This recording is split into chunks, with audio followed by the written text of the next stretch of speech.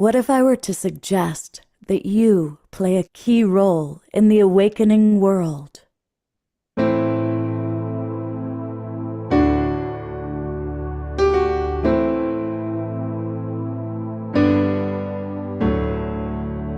that you are watching this because you have heard the call.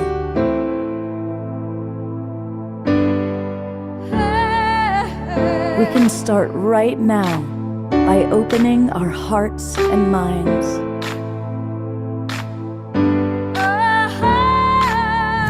Welcome to the awakening world.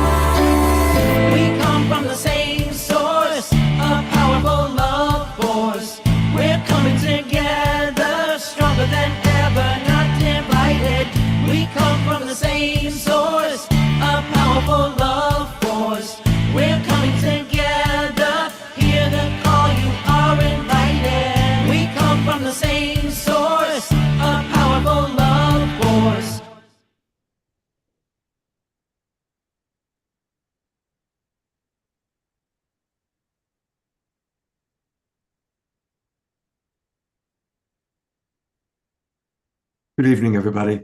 Welcome to the Awakening World. I'm your host, Love Coach Scott Katamas.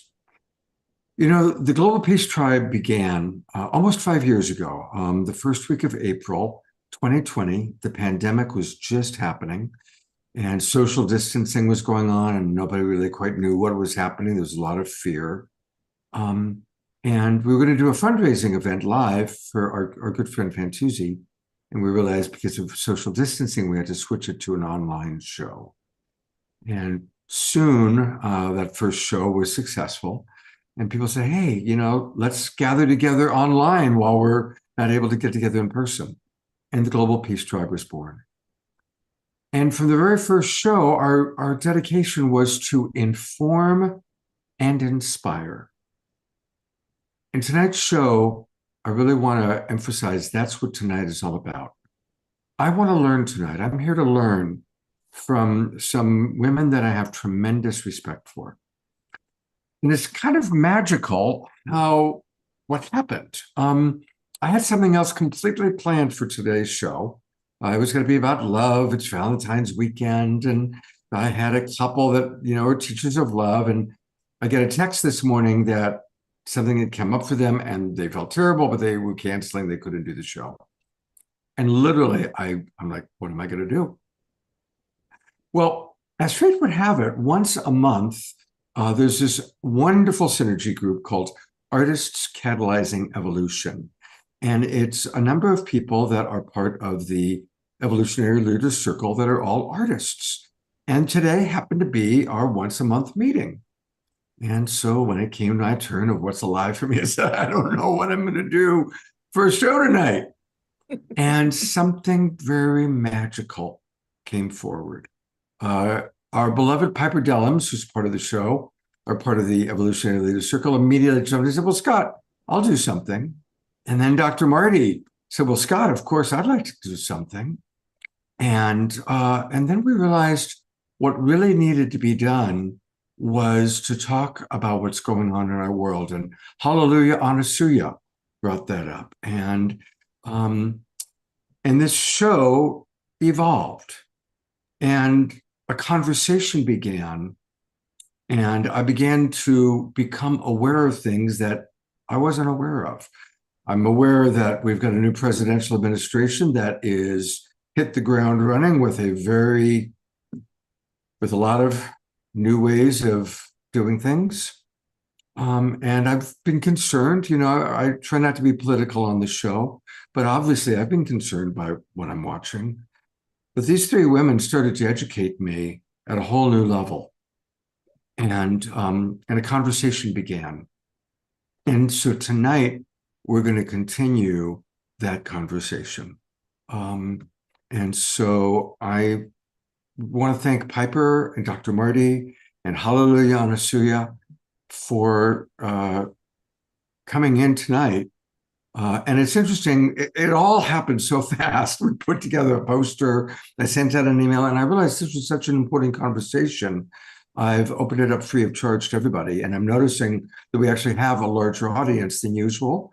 So, welcome everybody that's in the Zoom room with us. We look forward to hearing your thoughts, your comments, your questions. And of course, a big welcome to everybody watching out there on Facebook, YouTube, or those watching the recording. And what I'd like to do is I'm going to start. We will have a couple of Omashar songs tonight, but I'm going to go right into the conversation. And I'd like to give each of you 3 minutes just for your opening thoughts.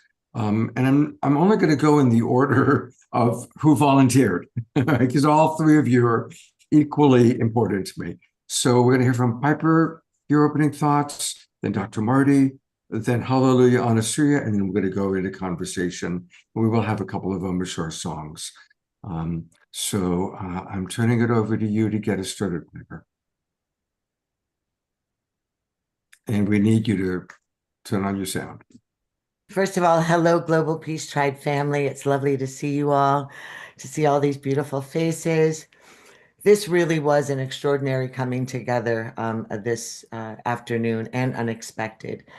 And I think what I got out of the conversation initially was that although we have this global movement and we've dedicated our lives to coming together for peace and justice, and most of us call ourselves progressives and liberals, and we stand on the side of the environment and women and gay rights and human rights and African American and justice and Native American justice.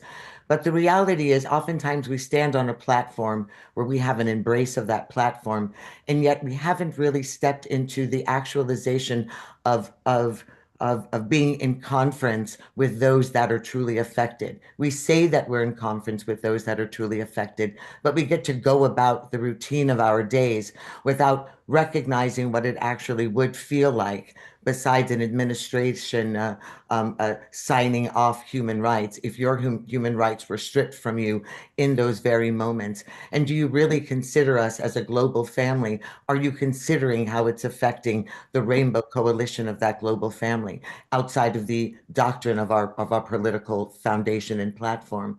And I think this is where the awakening of the conversation happened, because Scott was unaware that the huge position that I was supposed to get, and for most of you who know, I have my bachelor's from Berkeley, I have 2 master's degrees from NYU. I have my PhD in biochemistry.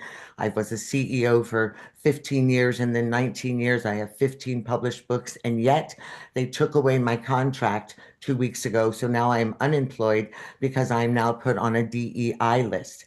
So now it's as if I am lesser than the position that I was stepping into, and I could do that position. I could run that university. And this was sort of one of the first gut punches to what this administration is actually doing. And what does that mean for someone like myself who's also going through a health condition? That also means that my medical is taken. Everything is taken all in the same avalanche of process because of the color of my skin. And so the conversation started there. And then we jumped off into other areas upon which people are attempting to get their voices out. And one of the things that was really beautiful is that Scott really opened up his arms and his heart to say, wow, I did not know, I did not personally understand the depth of impact that these types of political policies are actually having on my family, on global family, and on us as neighbors and friends and community. And so we're here to speak on that. We're here to speak on that for those that have survived the Holocaust, whose grandparents and great-grandparents are still alive, who were wondering whether or not we're going to walk down a path that they had to endure as children. We're wondering how the Native American, the indigenous of our society, are going to deal with the possibility that their children being born on reservations no longer have American citizenship. We're going to deal with a community of immigrants that have put $3.2 trillion into our economy to assist our schools, our police, our neighborhoods, our infrastructure, what it means for them to be thrown out as cattle, as if they're nothingness to a society that is based upon immigration. We're going to see what it means where the equal opportunity destroyer of environmental degradation will mean to us all.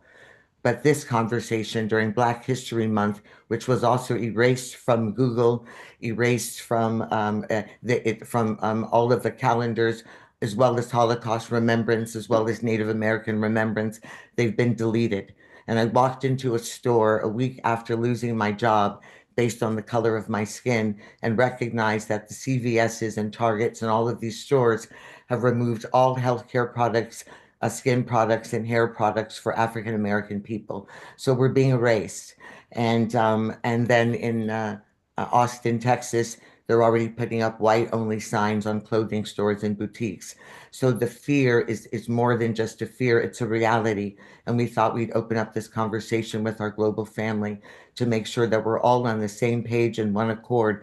How we assist each other through this process is in the knowledge of learning and learning from our pain, our experience, and the truth of our history, not what is told as our history, what the truth of our history is.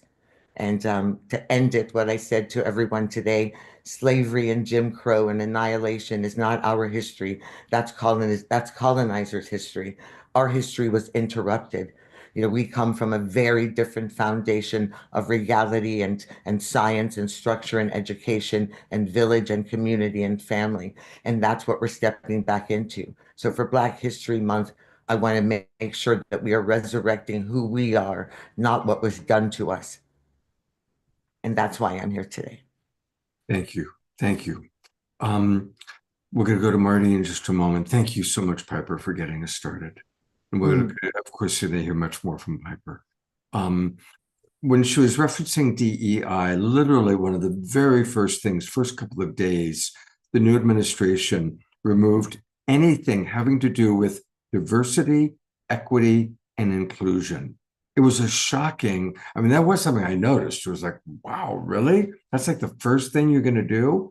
Now, what that shocked me, but the impact that hits our family is that Piper lost a job because of that. So literally, it's reversing. It's an out and out attack on people of color. So, you know, I'm sure you've heard the whitewashing of America has begun with this administration. So anyway, we're now going to hear from Dr. Marty Casey. And Dr. Marty, thank you so much for being with us tonight. Wow, thank you so much, Scott, for having all of us.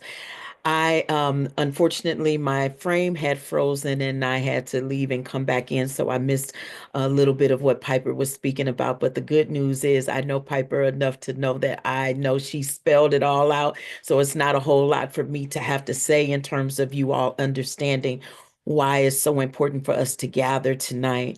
So I just want to add just a little bit. We can call this Black history, but I think that you're going to really hear more about Black her story, because we as women, we are coming and we're coming with our truth and we're coming, with our respect, with our love and with our power to share with our family in a safe space. And we feel like it's necessary to be here to have this hard conversation, because sometimes it is very difficult to talk about things that we may not all relate to especially when we're speaking about things that are culturally infused. And so it doesn't take anything away from anyone who is listening. And when you hear us say Black, and when you hear us speak about our race, and when you hear us speak about DEI, DEI really shouldn't even be a thing. I'm gonna be honest with you. It shouldn't even have to be a thing. It became a thing because we noticed that we were not welcomed into spaces. We were not equal in spaces. We were not even given the same opportunity in spaces. I'm going to give you an example when I say that DEI, in a sense, in my opinion, is not necessary, because Scott has DEI on this show. but you've never heard him speak about it. He just automatically includes it in everything that he does, or we wouldn't be on here speaking right now. He knows that our voices and our presence is just as powerful as anyone else's at any given time. And so when you automatically have that in your heart, and you make that a part of your lifestyle, then it doesn't have to necessarily be a part of your framework. But what's sad is that when we look at stores where we shop, stores where we put our we put our money, and our dollar is powerful. I like to say often that black dollars count. Our money means something in this country. We don't pay less taxes because we're black. We pay the same amount as anyone else. And so therefore, it's really sad that we have to have extra these extra pieces of framework in place just so that we feel included and safe and respected. The really reason that I wanted to come on here tonight is that social media has just exploded after Super Bowl Sunday, the halftime especially, and we'll come back to that. But I wanted to just get your mind in the framework of why we feel this is necessary, because we've seen so many people speak about that halftime show and for various reasons. And we want to make this a safe space to where if you have any questions, and we can't speak for Kendrick Lamar, and we don't speak for everyone in our culture and our race, but I believe that we can at least answer some questions or some thoughts that you may have. And we wanted to make sure that we did that because this is not the time in Black History Month or any time of the year for that matter, for us to divide. This is the time for us to link arm in arm, stand stronger together now more than ever, and stand up to those bullies that want to divide us, want to say that because you don't look like me or we don't have the same DNA, uh, that we can't come together and build and be. I don't know about you, but I'm going to stand for something so I don't just fall for anything. And that is the reason that I thank you, Scott, for allowing us to come and talk to our family tonight. Thank you. Mm. Thank you very much. And perhaps Hallelujah, and so you might answer the question. Matt is asking what happened. I don't follow football, and I'm sure many of our people don't know what happened during the Super Bowl. So either Hallelujah, who's next, or anybody, Marty or Piper, you can share a little bit about it if you feel so inspired. However you want to use your time tonight. God, is it possible that I just say something to what Dr. Marty said very quickly so that it's not forgotten? Sure. So Dr. Marty spoke about DEI. I want to make something very clear about what DEI is. DEI has established 87% of DEI goes to Caucasian women. White women are the number one people that have benefited from DEI. What's happening now is that they're using the word DEI now to reference ethnicity, but that is not why DEI was established. Sort of like the suffragettes. With the suffragettes, it was all about women get the right to vote. But if you were Black, you did not have that right because you could only vote if you could own land. So only white women were benefited in the right to vote as well. So DEI was not made for us. It's only now being titled over us to say you don't have the accomplishment, the expertise, the literacy, the academia, or the ability to take on a job that we believe a white man can take. So DEI is taking on a very different definition than actually what it is. We are the last group to actually have any access to DEI. DEI has only served 7% of African Americans. It serves white women first, then it serves Asian, the community second, and then it serves disabilities, people in wheelchairs or with other disabilities. African Americans come last.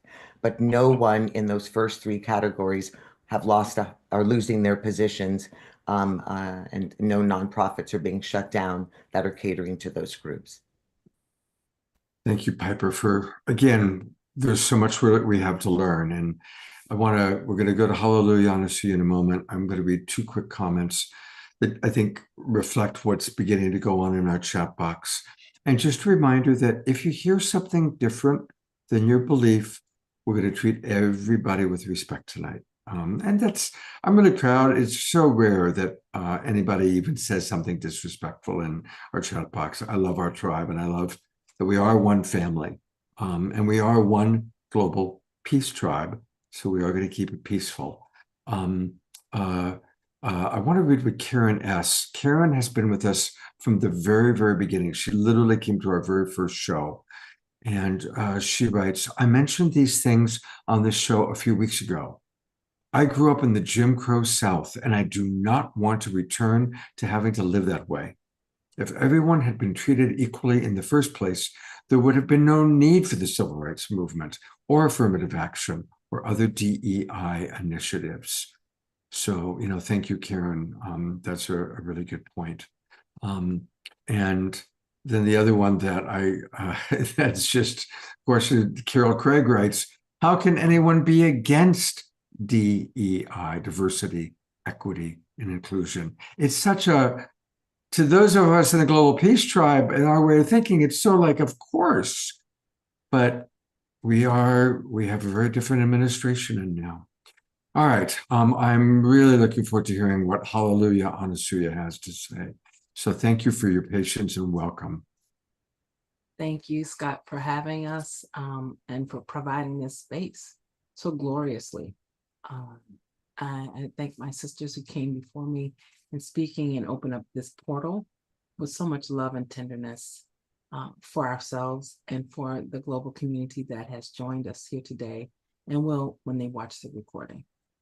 I'm Anasuya. Some of you know me and some of you don't. I'm so grateful to be in your presence tonight, as I am grappling with so many challenges of being Black woman in America.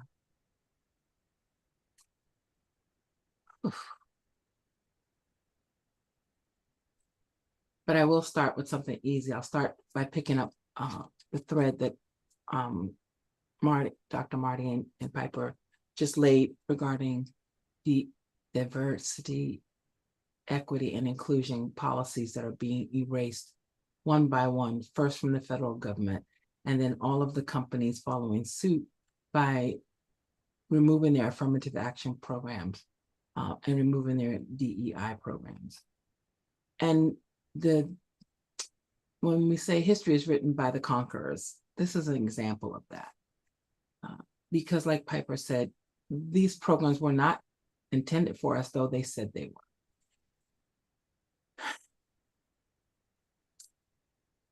Affirmative action and DEI is just one of the programs that were part of affirmative action. Affirmative action is the larger umbrella.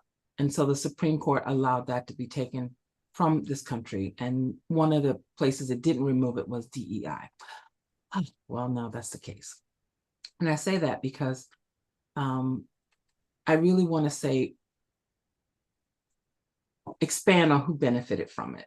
Because DEI was intended to make sure, and affirmative action was intended to make sure that people who are in wheelchairs could have ramps, that the blind could have sidewalks and special buttons on the traffic lights to say they could hear because they couldn't see when the light changed.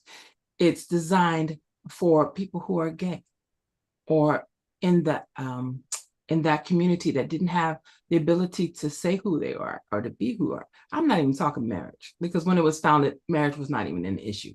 They couldn't be together publicly. They couldn't say what they wanted. They couldn't share their mate their beloved on their will or taxes or anything.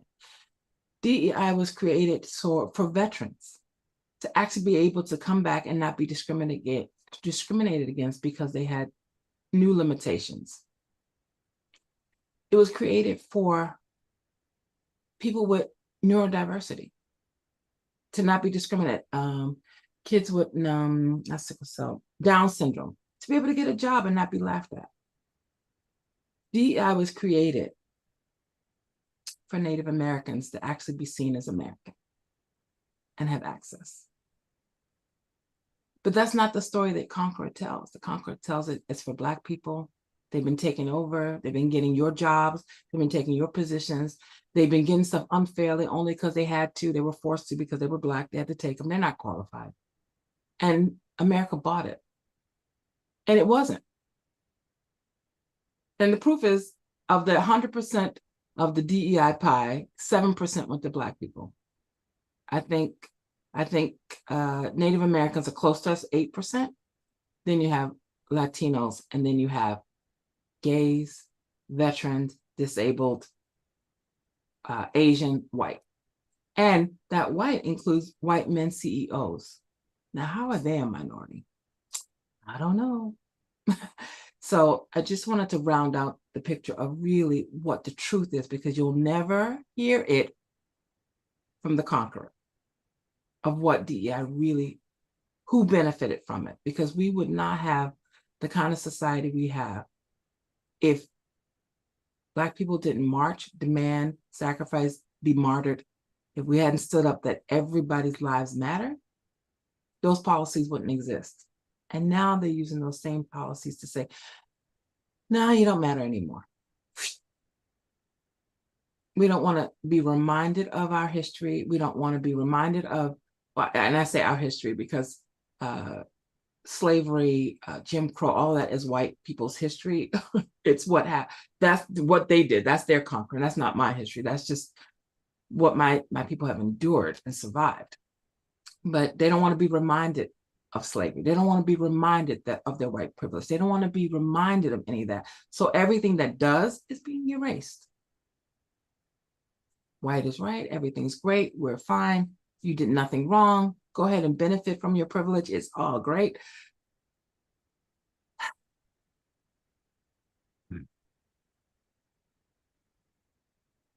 That's what's happening. History books are going to be rewritten. Books that tell the truth will be burned. They're already banned. The next step is burning them. People's freedom are being lost. Piper gave one beautiful and painful example of how it hits her smack dab in an opportunity that was her earned position. There are people who, the people who are going into work and are being ostracized because they say, well, Trump's in office now. We don't have to like you. We don't have to sit with you. We don't have to have you here. We don't even have you near us.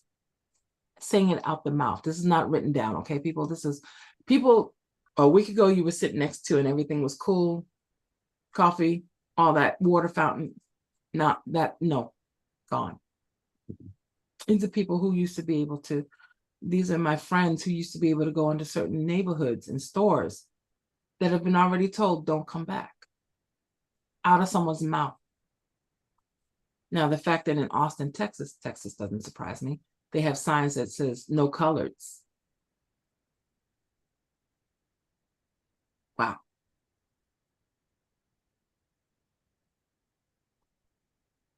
The feeling of being threatened is real. The feeling of losing life and limb is real. The misbelief that something has been taken from people because they were white, that lie is real. People do believe it. These are truths.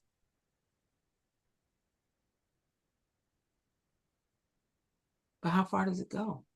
Because DEI also is part of Title IX, which allows women to participate in sports and all kinds of things.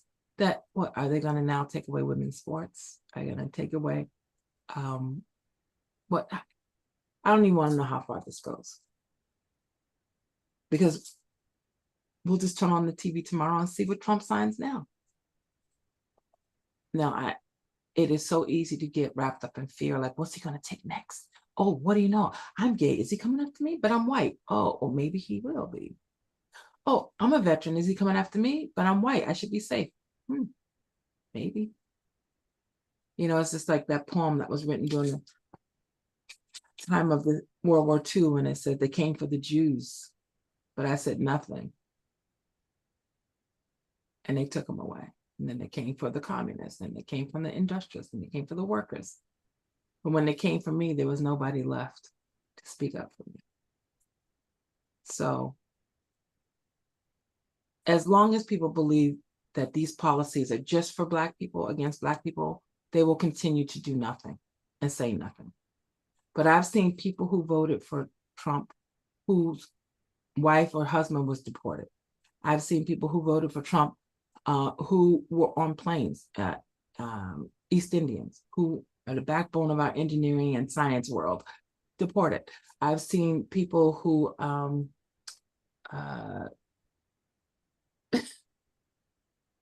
Arabs for Trump who were like, what you're doing in Gaza? What? So everyone who thought he wouldn't touch them because they weren't Black, well, give it time. Because if you're not in the 1%, and if you're not bowing at his feet in an egregious way, if you are not praising him, yep, you're on the list. You're on one of these lists. He's got so many lists. And his first 100 days will be unforgettable. What is he now? Only like 30 days in? I don't know what he's in, but oof. Oh, January 6th. Okay, yeah. So he's, a little over 30 days. We're in for a ride.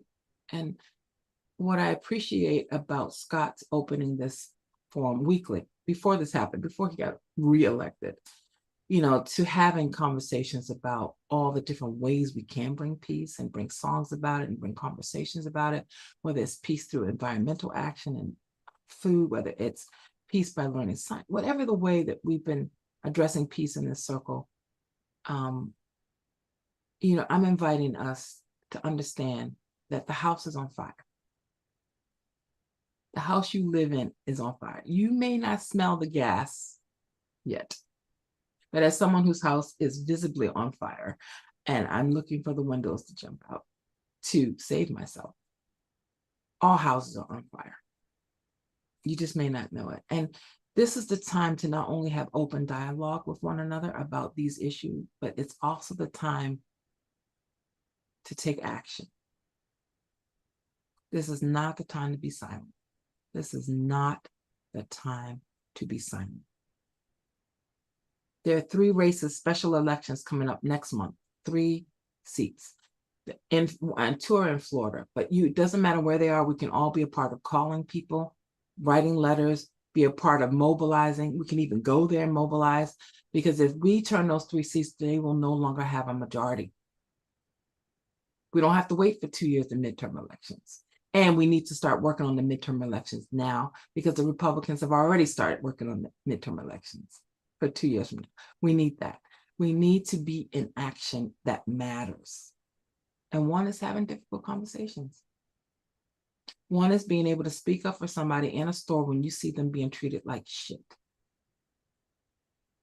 One is having the courage to step up and say, don't do that. Because it might get scary to stand up for justice. It probably will.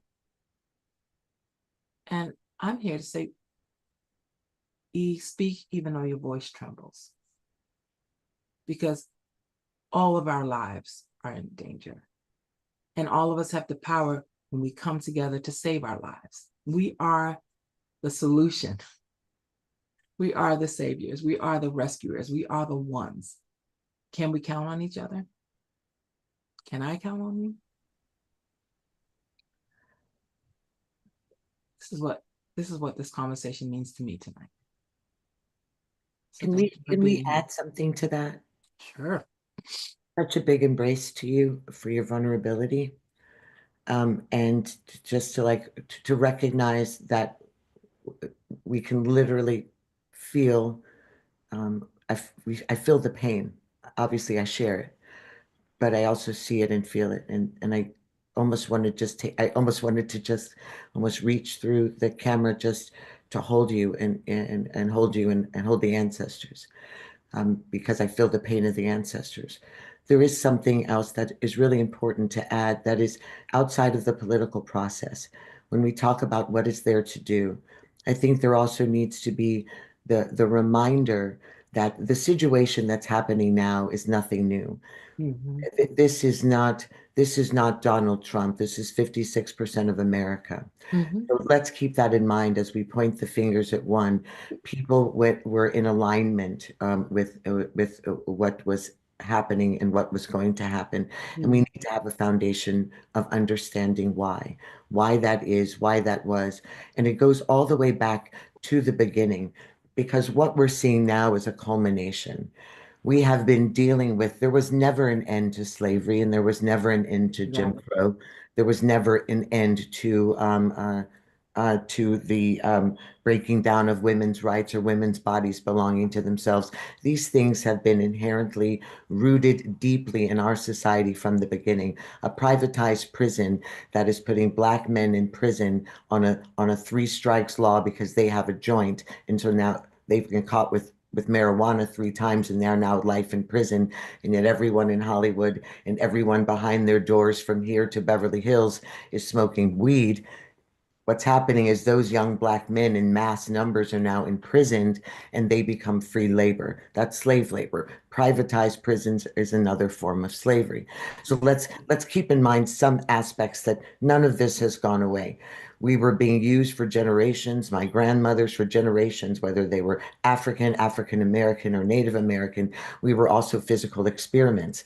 Keep in mind that they're still arresting doctors, even as far as Manhattan, arresting doctors that place themselves specifically in Black and Latina communities, as the beloved gynecologist who spent 45 years doing pap smears on Black and Latina girls, and they found out that they had sterilized them all.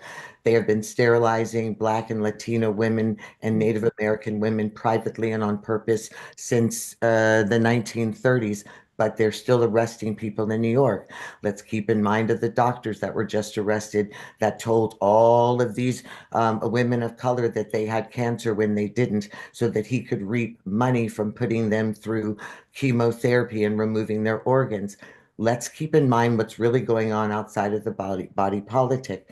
We have Amber Alerts that go on. We know how many white young girls have been go missing. We know that 7,200 Native American girls have gone missing that no Mhm. one's looking for. Do you know how many African American girls are missing right now? I was gonna say over 150,000.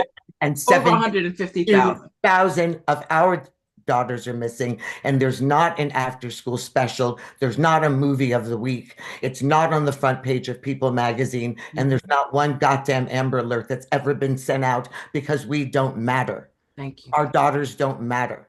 So this is another one of the realities. This is more than the body politic. This has been going on forever.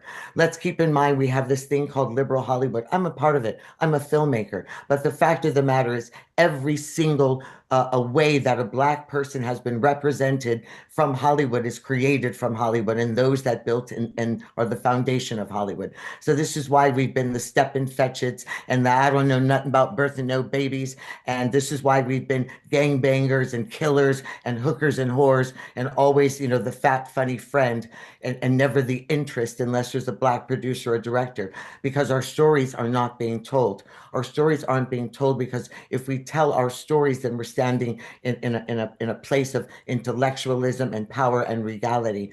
There's no other reason to burn all of Maya Angelou's books and ban her. She was once the poet laureate of the United States of America, and now she's banned.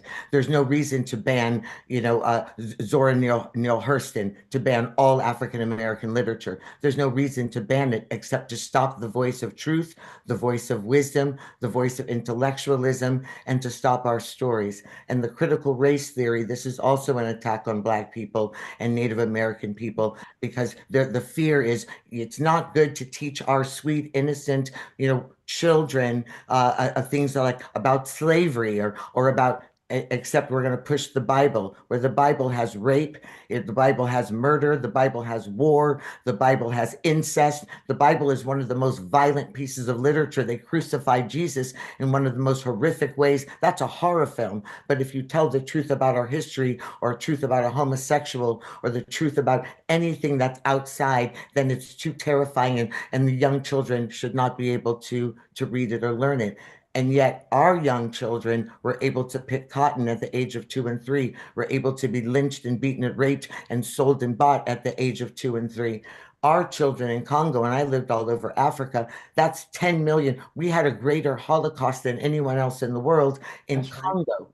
People think it's beautiful that Congolese Africans speak French. It's not beautiful. That was King Leopold stepping into there, taking over 1 million acres of land and forcing every single Congolese African into the rubber trade, and mutilating, chopping off the hands and feet of 10 million people and murdering 10 million people. And no one knows that story. Have you seen Hollywood put that story out? I've seen 18,000 Holocaust stories, but never one on our Holocaust. What I'm trying to say in that conversation is that it's not about who's going to be voted into office. It's about our coming together as a family to say, let's tell the truth about who we are, about our history, about our fears, our pain, and what's really happening, so that we can all embrace each other as the body of humanity, so that we understand that Anne Frank in an attic, that we also have Anne Franks in an attic, and Fernando Diaz is in an attic, and whoever Piper, else has to hide. Piper, I love you so much. And I want to share, I want to give equal time. And so much of what you're saying, we just need to observe, you just rattled off so many shocking things, some of which I see Hallelujah on Asuya nodding her head knowing, most of which we didn't know.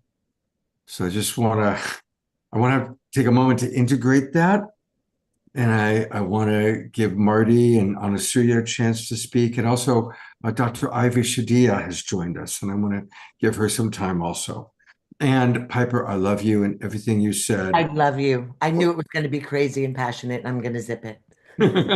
So, no, it's not about zipping, but I want to hear from Dr. Marty, and then I want to give Dr. Ivy Shadia a chance to share. Absolutely. Thank you. And thank you all for everything that has been said today. I just want to reiterate what my sisters have already spoken on, that telling our stories, this is so important right now. But we have to know the stories in order to tell them, and we have to allow those who live the stories to be the ones to have the voice to tell the stories. So it's important for us to advocate in that way. But even moving beyond telling the stories, what can we do right now? And this is where I would like to bring all of us who have decided to be in this room, in this space at a time such as this. I would like to hear from you in the chat, if you will, if you can. And I would like for each of us to think of one thing that we can do to make a difference, and that we hold each other accountable in doing this. Sometimes we have to write the vision down and make it plain. We have to see it collectively. We have to own it personally. And we can tell you all day long what it's like for us to be Black in America. You will never know when we finish telling our story. You will never know.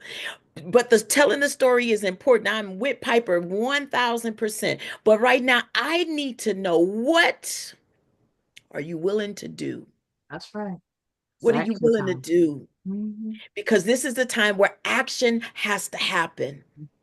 It has to happen. And it's going to take more than just Black people speaking up for Black people. We need you now more than ever. And we need you beyond just being a face in this space. We need you speaking up for us when we're not even around to hear it. We Yes, need you standing up and making a difference at Target and Walmart and all those spaces and places that says that what we created isn't good enough for a shelf. We need you to not go to those stores and spend your dollars. that's right. We Or have cents. to stand together. What are you willing to do? And I yield now and turn it over to Dr. Ivy as I read the chat as you put those things in from a passionate place. And thank you. And I'd like to read something that's in the chat already before Dr. Ivy comes on, because it's really important what Patrick Linehan said. I'm going to read it just so he doesn't have to find it. But Patrick said, my friend who is mixed Mexican and Native American, whose husband is Black and whose kid is trans, the only woman of color at her workplace, was fired from her job today because she posted a pro Black History Month post on her Facebook page. Jesus. Because her white female supervisor, who worships the ground Trump walks on, saw her post and didn't like it. She complained it was anti-white. I saw the post and it was not anti-white in the slightest.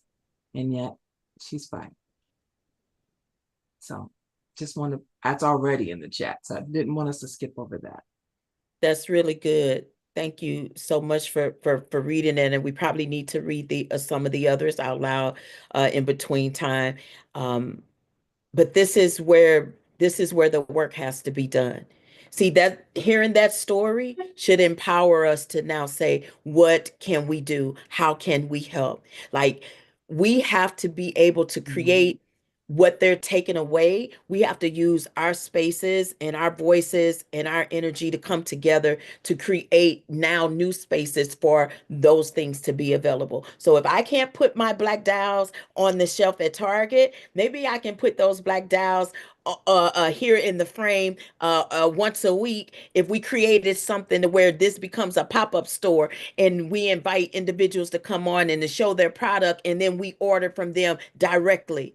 Maybe if they're going to cut out all the federal grants and now Show Me Arts Academy, my nonprofit that I started after Ferguson hit, and all of the work that I do as an activist, maybe because I can't receive funding that way, maybe there's someone out here to say, you know what, I know a rich family, Dr. Marty, that would be willing to pour into all of you all if you created something together and made this a massive thing. So this is where we need your help, because I don't know who you know, and I can't do what you do. But now that you know that we are all under attack, this is how we can fight back and be powerful and not do the same to them as they've done to us, I but have, actually lead with love and show them how to be better. yes. Yes. I just want to add one thing. Poof, pop, pop, pop. And I have a memory challenge, y'all. I had a traumatic brain injury. So when I say I have to share, I will forget. So sorry. But another ways that you can help is support us. Support us is also sponsoring a kid going to a historically Black college. Because of all of the persecution that's been happening, enrollment in historically Black colleges have gone up in the last few years because so much discrimination and hate has been happening on white campuses that these students have taken refuge in each other in our Black spaces. And Trump has initiated the defunding of these schools because a lot of their endowment came from the federal government to right or wrong. You weren't allowed in the white schools, but you can have your own schools, and we'll even help you get them running so that you can stay there, not come over to us. And so now Trump has found out that that's happening, and he's defunding, taking away all the money that those schools get. So many students won't be able to go to school anymore because there's no funding for the endowments being taken, scholarships are being taken, the Pell Grants are being taken, the loans that come from the government, FAFSA and the other ones that are government run. He's taking them all away. And this is a travesty. So that's also a way to help. So just anchoring this in for a moment. First of all, everything all of you are saying is important. And as the ringmaster, I'm just trying to make sure everybody gets an equal chance. And yes, I commit that we are going to use the Global Peace Tribe and the Awakening World shows to increase our education. Let us know what are the Black businesses that we can buy product from. We will open this up as a marketplace and whether it's Black or anybody within Global Peace Tribe. If you have a product or a service and you're part of Global Peace Tribe, let me know about it. We'll start promoting it. And that is how we will, one little way to support each other. Certainly let us know the things that we can vote on. Let us know who to support and who not to support. So, and this is a call to everybody, not just our presenters. Yeah, because this is public thank you. knowledge. You can find out on your own. You really can find these things out on your own. Absolutely. Carol Craig, I want to acknowledge you. You've already put a lot of very valuable information into the chat box about which companies are still standing behind DEI and which ones are caving in. We need to know those things. So this is just the start of it's a new year, it's a new administration, and it's a new series of roles for the Global Peace Tribe. So I just want to anchor that in and turn it over to Dr. Mama Ivy, Reverend Shadia, she whom we love. I'm putting the spotlight on you. I want to sing for all the broken hearts of the world. I want to sing them back together.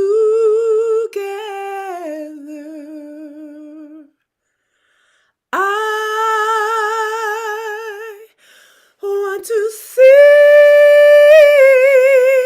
for all the broken hearts of the world. I want to sing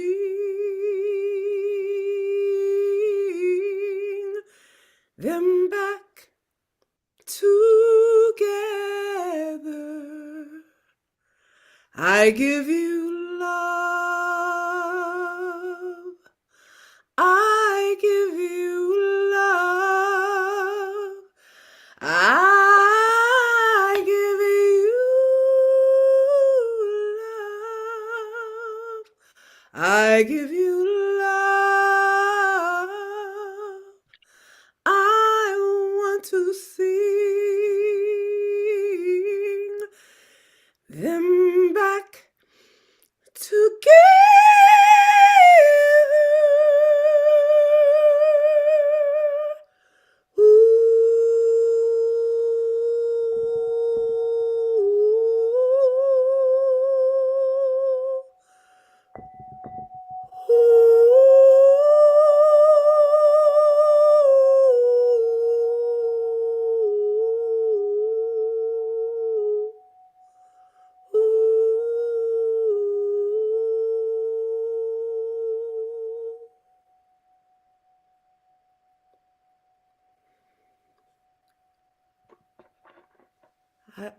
I felt to share that because I was feeling hearts in this time that we're living in, which is really on so many levels a blessing to be able to witness the power of the light. To me, that is what is happening. For me, what is happening is the light is pouring into our atmosphere and lighting it up, showing it up, releasing the truth, unveiling the veil, lifting the energy into a space where a community like this has spent our lifetimes preparing for. This is it. And somehow our heart still feels broken or our heart still feels concerned on some levels. But I think for me, in my experience, even as a Black woman here in America, I realize that because of racism in America, it was just the way I was raised. So it was not new to me to understand what that means to make it great again. That was very clear to me. But I realized that there are so many more that is not clear too. You know, and I think about my own personal experience as a Black woman in America. I can't begin to explain how many systems impacted my life, my whole family, my whole experience. However, as a world traveler, I realized that living in America is different than living in many other places in the world. Mhm. So realizing if we can take a global eye at what I heard my beautiful sister sharing, that this is not about Black people, it's not about people of color, it is about humanity. Mhm. And as soon as I don't feel unsafe, I came up here into the mountains of Virginia where anything Democratic had big shotgun holes in it, literally. And then I began to realize where I am. So it is very true that we don't walk the earth the same way as I did last year this time. And no one can understand that.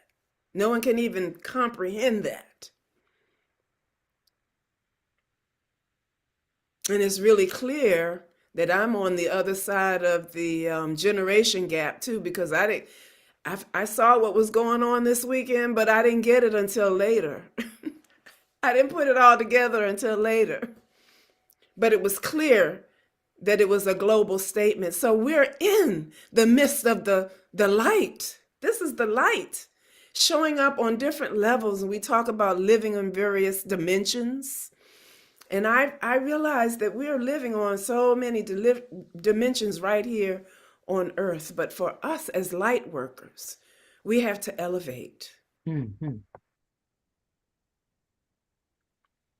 It's really clear whatever is going on inside of our hearts right now, even about this. It's not about Black people. It just happens to be voices of Black women Mhm. telling the story, stepping up. Ashe. Thank you very, very much. Scott, I have to respond to something that's in the chat, and then I'm going to shut my camera off because I'm really emotional about it. Sorry. I don't know who Heidi is, and I don't know who you are. I embrace you as an individual. But to have someone write, the Holocaust never happened, I hear it's a lie in this chat. My in-laws are Holocaust survivors. Sorry. I'm disgusted that anyone would have the audacity to write in this chat something so cruel and deceptive. There are people on this platform with family members, grandparents, and great-grandparents that went through the Holocaust. And to be on a forum where we're speaking about the pain and suffering of racism and bigotry, and to think that it's okay to write something like that in this chat box in the Global Peace Tribe, I am just disgusted. And for every one of my Jewish sisters and brothers who may be here and on this platform right now who read that, I am sorry. I am sorry for you, for your families, for your ancestors, for all of our family members who survived. And I just had to say that, Scott, because Sure. I don't know who that is, but that does not belong in this I, forum. Piper, of course, like everybody, was shocked when I saw that. And I don't I want to make it clear I have no attack, and there's no attack energy for Heidi who wrote that. I interpret that that happened in our chat to help inform us of how easily sometimes misinformation can be taken seriously. Now, of course, all the people that I've spotlit, we all know there was a Holocaust. Of course, we know that. But that there actually is someone, and Heidi has been on the show. I've heard her before. She's a real human being, and I don't think she wrote it to my interpretation is that it's reminding us of how easily misinformed people can be. Mm. And it breaks my heart. It breaks my heart that someone can believe that. But it's a reminder of that we're living in a time where lies that are so blatant can be accepted as truth by an intelligent human being. That's how I choose to interpret that. So I don't want to make it about Heidi doing something bad or wrong, but for us to go, wow, isn't that something? So I think, Scott, I just think that this is a conversation that is really, really needed. And I think that the more that we have this kind of a conversation, perhaps it is a way of combating misinformation. Yeah. Is having an opportunity to have a conversation.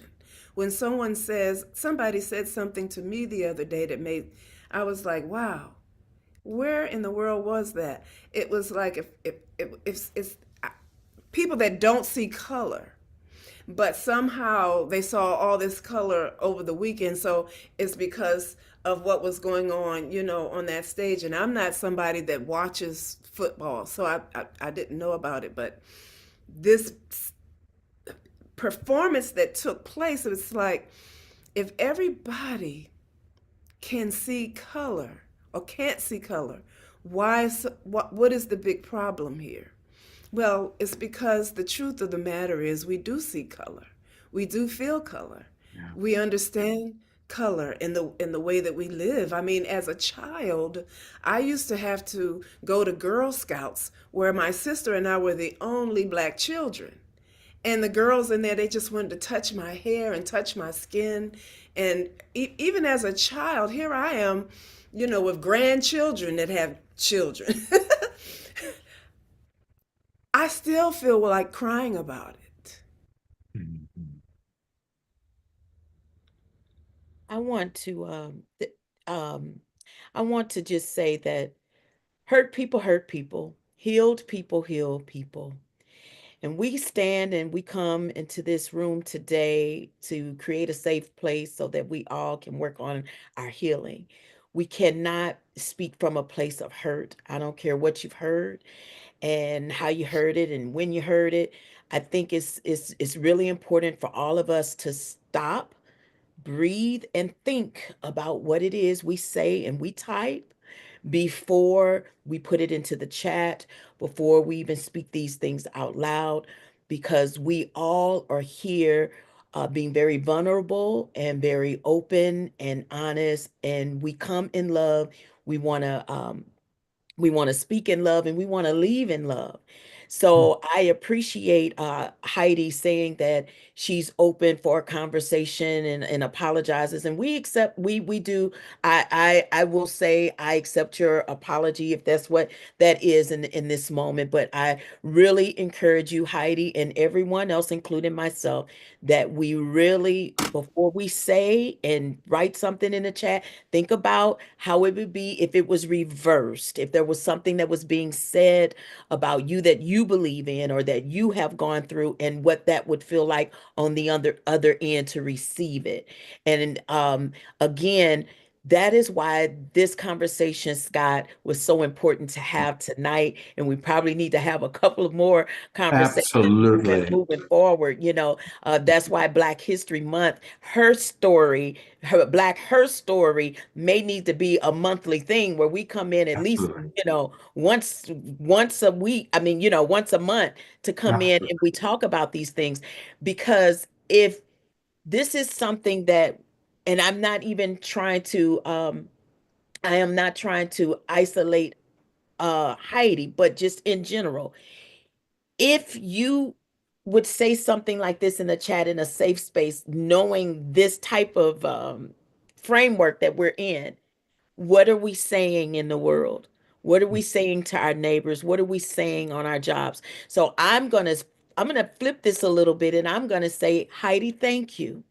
Thank you for Mm, speaking. So we know exactly what it is we need to fix. mm, yeah, Because if we don't have people like Heidi and others making the mistake here with us, and we be open enough to receive it in an adult way of healing, then and Piper, I so told you, baby, I thank you for expressing the way that you did, because while you was expressing, it allowed me to calm down. I said I didn't see it. And when I read it, I'm like, I'm glad Piper saw it first. So I want to say thank you, sister, for saying that. But we want to allow you all to say or ask whatever question you need yeah, to, because I would rather for you do it here with me and we help to guide you in the right way than for you to take that back outside, because that's where we don't need it. yeah. We gotta fix this right here. And Thank you, Scott, Horn. this is not your responsibility, but brother, the fact that you have this type of platform where you're pulling both sides and individuals from all over the world, we have to have a space like this where we can have these conversations. So Absolutely. thank you. So yes, we are going to do this at least once a month. Woo. I brought Reverend Retta up. She's also part of our Artists Catalyzing Evolution. I don't know, Reverend Retta, if you wish to speak or if you wish to lead a prayer, because she gives really good prayer. But there's no pressure. But I also wanted to invite you to share in whatever way you feel called to. Thank you. Am I off mute? Yes, we hear you. Yes, you are. Peace and blessings, everyone. I think what I would love to do first, thank you. Thank you, Scott, for an opportunity to join this very important, impactful conversation. Thank you each of the women, to Anasuya, to Dr. Ivy, to Marty, Dr. Marty. Thank you so much for the depth and power of the truth that you speak. Your perception for me is medicine tonight, right? We speak these truths. And I left out Piper. Yeah, thank you, Piper. Thank you for that passion. Gosh, it is sometimes hard to hear, but it is medicine when the truth is spoken. It has the potential to be medicine, but we have to start in that truth. So I just want to thank you all. I would like to invite everybody on this call to take a deep breath with me.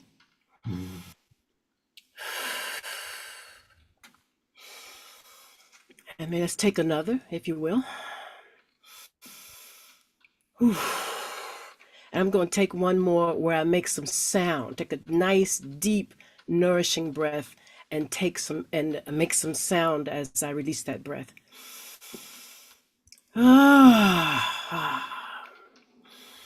So I would love to share with you just a moment some of the things that I'm thinking about and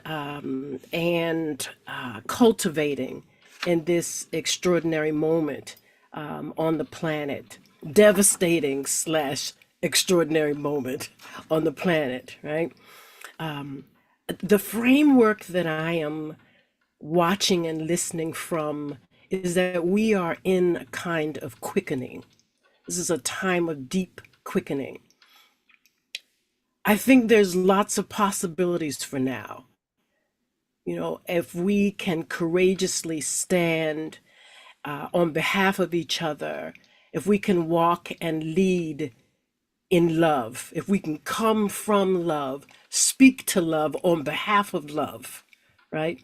If we can hold up community and get with those we do feel both safe and bold, right? We can be held in love, held in accountability, right? If we can nurture each other, if we can identify that which is ours to do in terms of healing, it may be possible that this is a quickening that will allow us to rise in ways that we couldn't have imagined. But y'all, what is also true is that we could not survive as a species. This is not sustainable. The level of pain and devastation that's happening both to human beings and our beautiful mama earth, right? It's not sustainable, right? So I don't know which way the quickening will go. But for me and my house, we're going to stand on love. We're going to stand on the possibility. And I want to act from this place of love. And so what I want to offer is to invite you into two spiritual practices. I think that's my calling and purpose during this time, is to help support people to grow and cultivate the spiritual depth, fortitude, scaffolding that can help us to manage one foot in front of the other in love, one day to the next in love, one month to the next, you know. And I'm not at all talking about spiritual bypassing. I think for some people it may kind of sound like it. But one of the spiritual, I want to just mention two practices. One that I'm cultivating, I can't teach it as a master because I'm learning it, right?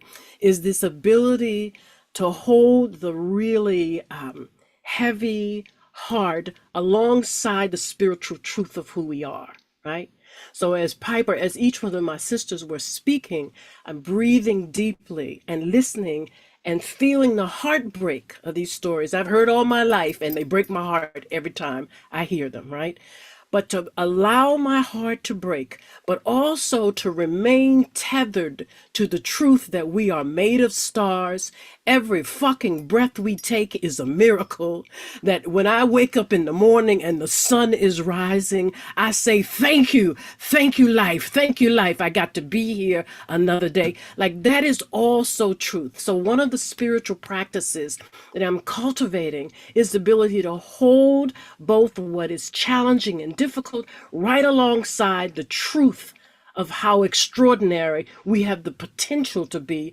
And quite frankly, in the midst of a lot of this, many of us are connecting to people, having great compassion, trying to identify the things that we can do during this time, standing up and being allies. I want to believe, and I know in my bones that people intend that on this call. I don't think you'd be here if you didn't intend to do some of those things. So I believe, and I'm going to declare and claim and stand in this truth that I want to live into, and I want to live into with you, that this is the possibility, the potential of a time of quickening toward our potential as humans who are whole and can live from being healed, and that there is an earth and beauty and challenge enough so that generations down the road, with our Native American sisters and brothers talk about 7 generations forward. Like I want to live with that in my bones, you know, in my purview, in my awareness. I want to act from that place, right? So I mentioned 2 spiritual practices. I want to invite you into that, holding what's really difficult and holding also a tether to how extraordinary we are. And even if we look out and we don't see people behaving that way in this moment, right, that we hold that as a possibility in the field of our being, that comes from us, that's in the way we connect and how we speak to each other. And the other spiritual practice I want to mention, and I'm passionate about this, is a grief practice. Every day we ought to be finding some way to be in touch with what is challenging, what is difficult, what is hard. We ought to find some people we feel safe to cry with, hold my hand and know my heart in the depth of the thing that is going on. Because good Lord of mercy, how much can we stand, right? We haven't grieved yet. COVID, right? You know, they're just layers, and Sister Piper listed just thing after thing. All of my sisters just listed thing after thing, where if we could cry a river about each one of those things individually, right? So I believe that grief as a practice, to normalize grief. If you love deeply, you're gonna grieve, right? It is a normal thing that happens, and we don't heal or release from it. If we live on this planet, we're gonna grieve from the time we take a breath to the time we leave, right? So can we get in relationship with grief? Can you find a grieving partner? Can you set a timer? And some of these really difficult if things, sit and let yourself feel the heaviness and cry. And when that timer goes off, you find some practices that help you bring yourself back to the surface. I have friends who read poetry, they go put on music that they love, go out and hug a tree, put your feet on the ground. But let's get in touch with those deep feelings, right? Find a partner, somebody you can tell the stories to, and y'all can grieve together. Find some grief circles. Find the work. I just invite you, I implore you to find ways to bring grief into your life as a practice to help so that we can find our joy. You know, joy is a form of resistance, right? When we get on calls like this and Scott invites us to remember what peace and light and grace and power are, when we get to do that, that's important for our healing. But we also need the other side. We need to be in touch with our grief. We need to hear the stories that we have heard on this call. We need to learn how to metabolize those truths so they don't bring us down and we can't act, right? So I'm going to stop there, but I'm appreciating an opportunity to join this very important work. I love you all. Oh, God, I love you. I love you. I love you. I love you so much. Oh, I just love you so much. This is a hard time, but together, we keep together, we're going to be able to do some things and move through it. Ashe, amen. Reverend Retta, what's extraordinary, we are in such a flow. Look at what our show is already planned for this Saturday night: love, grief, and resilience. Yes. That's what we're doing on Saturday night. My Very important. host, Sandra Buffington, lost her home last month in the Palisades fire. She's my co-host. Gary Malkin, who just came into our Zoom room, literally as I'm saying Gary Malkin, he came into the Zoom room. There is a fascinating something happening here. The fact that at the last minute my show was canceled today, and this most important, probably the most important show we've ever done, emerges, right? So here's what I'm going to do. I am going to turn over to Omar, just so we have a moment to integrate. And there's so much going on in the chat box that's so important. And then after Omar's song, I'm going to bring up everybody and give everybody in order an opportunity to share for a couple of minutes what's most alive for you. Tools, practices. Reverend Retta, you did a great example of giving us a tool that we can use.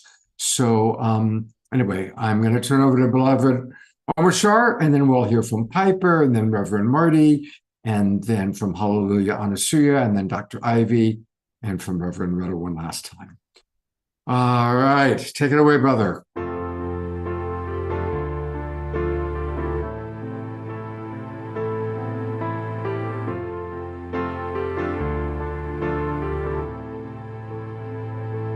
In this world, it's hard to tell the shadows from the light. What is real can find a way to hide behind the lies. Don't be fooled or ruled My voice is all around you, 'cause your road will always be revealed. 'Cause if you lead with your heart, it's the one thing you can trust, to always come from love, and it will shine right through the dark, like a northern star to show you what is true.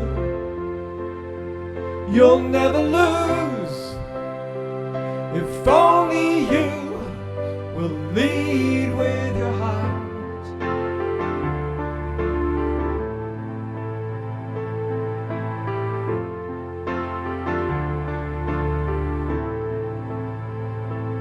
You have been the truest friend that anyone could have, and the love you always give, I want you to get back. You've been knocked down and found. Not everyone is what they show you, as what is true will always be revealed. 'Cause if you lead with your heart, it's the one thing you can trust, to always come from love, and it will shine right through the dark, like a northern star to show you what is true. You'll never lose if only you will lead with your heart.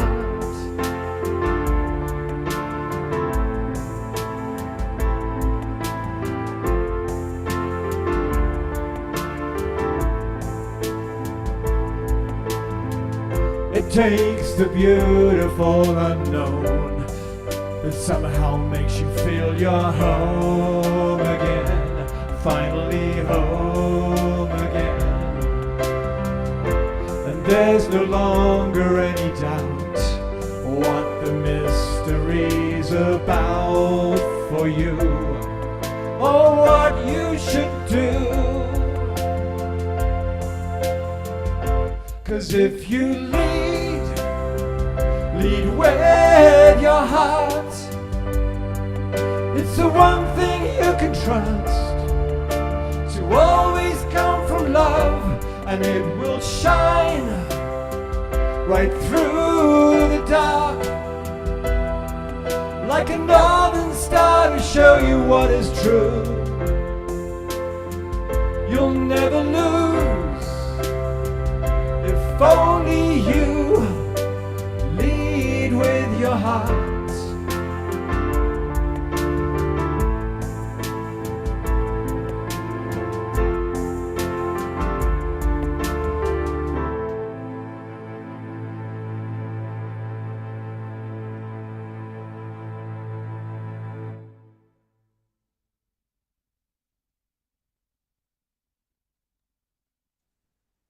We Going to love you, Uncle Shar. Thank you, beautiful, beautiful, beloved brother. Thank you. We're going to go to each of you for a chance to share, but I want to read something. I'm going to keep it on gallery view because I just love seeing everyone right now. And this is in the chat box, and this is from Heidi. Heidi writes, I apologize if I hurt anyone's feelings. I've experienced and still experience a great deal of grief and trauma in my life, but I am committed to healing. In these times, so much information is flying around. And as was said earlier, there's so much light right now. And in the presence of this light, things are being revealed that we didn't know before. I am open to learn truths as we go through various rabbit holes. I'm not saying that all that is being revealed is truth, but if we can't share what we are learning or what we're hearing or what we're experiencing in a safe place, and there's judgment and hatred directed toward a person who's sharing their experiences, then how can we call ourselves a global peace tribe? So thank you, Heidi. Thank you. And this is a safe place for us to express ourselves. let's always remember that if we hear something that's different from what we believe, we're not going to ever attack that person. The beautiful thing to say is, I'm feeling confused. When I hear you say there's no Holocaust, I'm confused because I know family members or I have had this experience. It's a wonderful way when we hear something that's different than what we know or to believe to acknowledge, wow, I find that very confusing, right? That way we're not making that person wrong. So thank you, Heidi, for your courage to express that. And thank you, Dr. Marty, for also kind of, getting us on the right track. And I'm gonna spotlight you, Marty. Put up your one more time. What do we want to do when we get triggered? We want to stop. Take a breath, just like Reverend Retta helped us to do, and think. Absolutely. Thank you. All right, so we're going to give each of our wonderful primary presenters a chance to express themselves. And I'm going to go just in the same order I did before, but there's no particular order. I love and respect each and every one of you. Pepper Dellums, the camera is on you, my beloved friend. Thank you, my beautiful love. So I will address a bit of what you've just spoken, and with the Heidi situation. I appreciate your words, Heidi. I, however, don't believe that facts are a belief system. I think it's very important for each and every person to educate themselves. I believe there's enough literature, history, documentation, and people. One of the things that we need to do as a body of humanity, if we don't have an opportunity to travel, we have an opportunity to speak with others. Learning about who we are and opening up and broadening your horizons in terms of who you bring into your life will be able to speak truth and value so that it doesn't become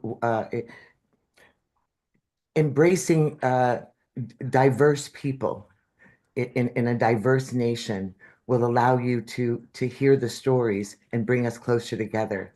And I think this is one of the terrifying things about the Department of Education, being dismantled and the misinformation around that. But as an educator, I think one of the things that I want to close with is that we give each other a seed. And I'm now understanding that a lot of what it is that we have discussed are things that people have never heard. And of course, that says because our history is not being told, our present, our past, or our now. But I want to share two beautiful things about our history that maybe people don't know. I just finished writing a new film, and because of Heidi's comment and Scott's response and Reverend Retta, what I'm hearing is that a lack of our knowing is what leaves us in the dark. So perhaps putting a little flashlight on it. And part of the screenplay that I'm writing right now, I was addressing the Underground Railroad and addressing how those things have adopted themselves into how we walk through life today. One of the aspects that I wanted to ask, and you can put your hands up, who here knows about the Underground Railroad quilts? Who knows how the Underground Railroad worked and how we got through and out? Okay, this is great. So a number of people did not put their hands up, and people actually believed that it was a railroad. It wasn't a railroad. They were people called commanders. They were the Quakers. They were Native Americans. They were runaway slaves. And they would find each other on a path, and we found our way through because we were forced to not be able to read or write. So illiteracy left symbolism had to be the way to find our way through. So through songs, Wade in the Water, these Negro spirituals that you've heard, these were messages. They were coded. Wade in the water means go through this certain body of water to find your way through. We had something called Underground Railroad quilts, and in each square of the quilt, there were pictures that were sewn in that would hang. The Quakers and others would hang them on paths. If you saw a house, it meant there's a house that's safe to go to. If you saw two wedding rings together, it meant take off your shackles and your chains so they don't know that you've run away. If you see a bird, it says that means go north. If you see a paw print on a quilt, it means follow animal trails for food and safety. And our braided hair, when you see African American women, girls, and men with braids in their hair, and the schools and workforces say this is an inappropriate hairdo, we want you to, you can't wear braids in school, you can't do any of this. I don't think you understand what braids mean to African American people. Our braids are not a hairdo. Our braids were also a roadmap. All cornrows and braids are patterns. They were patterns. Zigzags mean that you have to go on a zigzag path because there are dogs or other creatures that are out there tracking you. So when you see people that have braids in their hair, the patterns in their hair are a representation of our freedom. They're a reminder that we have a message one to another to say we are still on our way to freedom. Just so you understand what that means. And having this beautiful talk with Marty today, when people say, why is it that people of color don't like people touching their hair? Because the crown of our being, as Dr. Marty also pointed out, we had to hide tools, food, safety, knives, things within those braids so that we could survive that passage to freedom. So when you see a person of color and they're wearing braids, I want you to understand that what you're seeing is someone representing, as a reminder, our road to freedom. It's sort of like when you see a person wearing a chai, the fifth letter of the Hebrew alphabet.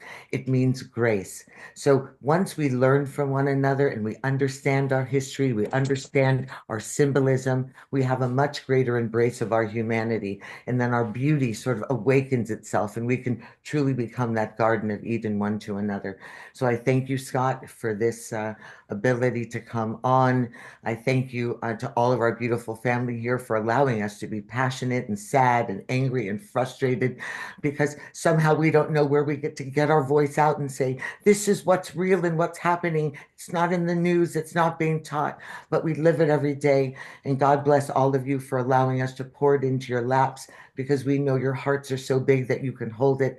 And we will be here to hold that for all of you as well, because each and every one of us is walking through some traverse fire. And let's all be the buckets of water on the other end to help one another put those fires out. As women, if we're in an illness, if we're Jewish or Native or Hispanic or Black or going through domestic violence, whatever it is, we're all traversing something. So thank you for allowing us to traverse. And we will be there to hold you up as well through your beautiful life journey. And God bless all of you. Thank you, Piper. And people are asking, let's have this soon again on a Saturday night. So I'm just going to announce now that on Saturday night, March 1st, that's about 2 weeks from now, 2 weeks from this Saturday, will be a part 2 of this conversation that we've began tonight.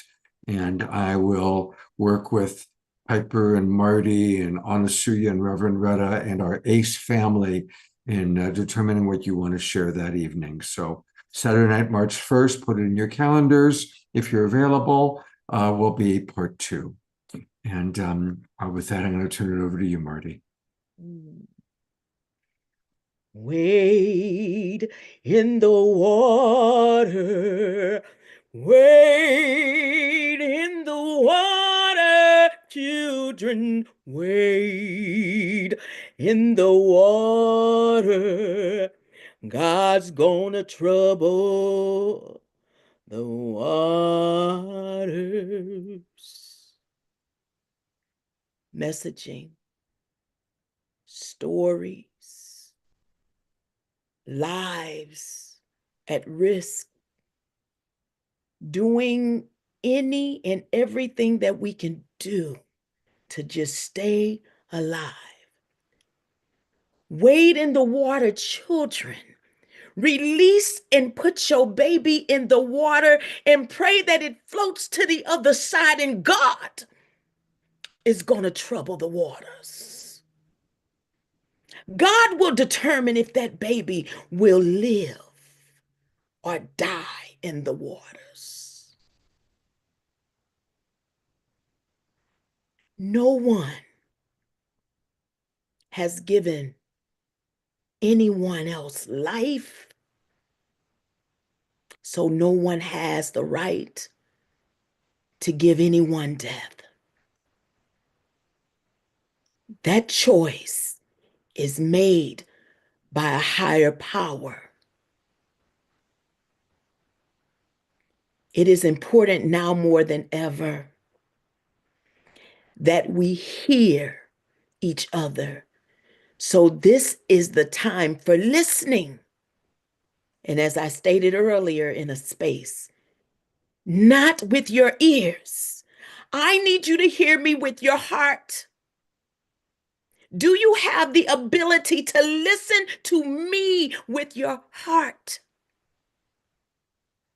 Because if you are listening with your heart, those things that we hear with our ears that's in the world, when we read certain things that's in writing, and when we see certain things on social media, you will rebuke those things because you know it's not truth.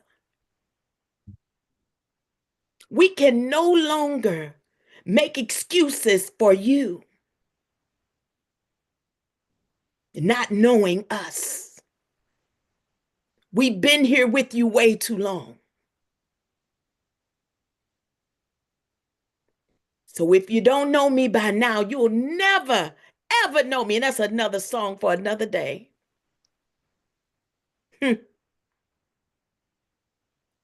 I am willing to respectfully walk with you to do the work. I will not walk behind you. And I will not walk in front of you. But I am willing to walk with you. And I pray that after today, you are willing to walk with me. Wade in the water, wade in the water, children, wade in the water. God's gonna trouble the waters.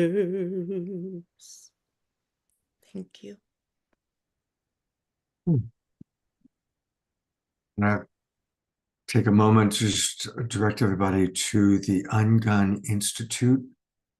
This is Marty's wonderful institute. We did an entire show on what Marty's doing, and she had some of her colleagues. I'll find that link and put it in the chat box. But Marty, is there anything you'd like to say about your work with Ungun and how people can get ungunned through you, what that means? Well, thank you, Scott. I would just like to offer and ask that if this is something that you're interested in knowing more about the work that I do, I am, along with my sisters, Piper and Dr. Ivy, we have decided after today to come together to make all of our work be accessible and available. And the day that we are choosing to do this will be February the 28th. And I believe that Dr. Ivy probably has a flyer that we can send over to you, Scott, to be highlighted. We believe that it is important that we walk the walk as well as talk the talk. So we don't want to just keep saying to individuals that it's important for us to collectively come together and we not start with ourselves. So we're going to invite each and every last one of you all on February 28th to come and be on a Zoom with us. And you will find out more about Ungun Institute. You will hear more from Dr. Ivy and her amazing sound healing. You will hear more from Piper in the stories that she tells. It is my hope that even after each of these sessions, that it will inspire Piper to even write something that we can take to film, and eventually we will have this pool of work that we can release all over the world. They cannot stop our creativity. I don't care what they do. That's something we're born with. My husband says all the time, Marty, you're over the top. I said, no, you're under the bottom. I need you to meet me halfway. So I'm just going to say that to all of you all. We are who we are. This is where we show up unapologetically. We show up with love. We show up with the opportunity to embrace and to create with you. And I invite you not to just be a part of Ungun Institute in the work that we do to help disarm trauma and help individuals heal, But I also would like to personally invite you, if you are in the area on March the 15th, Women's International Month, I will be performing at the United Nations, my one woman show where I play 7 generations that's in my family dealing with generational trauma. So come and embrace and be a part of an opportunity to have an interactive experience and meet me in person. So I would love for that to happen. Where And is that going to be, Marty, on March this is 15th? March 15th at Pier 57 in New York for Women's International Month, and I'm performing for the United Nations. And I would love if you are in the area or know someone in that area to please come out and be a part of the change. Thank you. And what time on February 28th? Well, I Okay. think, wait, there's one thing Piper's she going to forgot share to that. say about February 28th.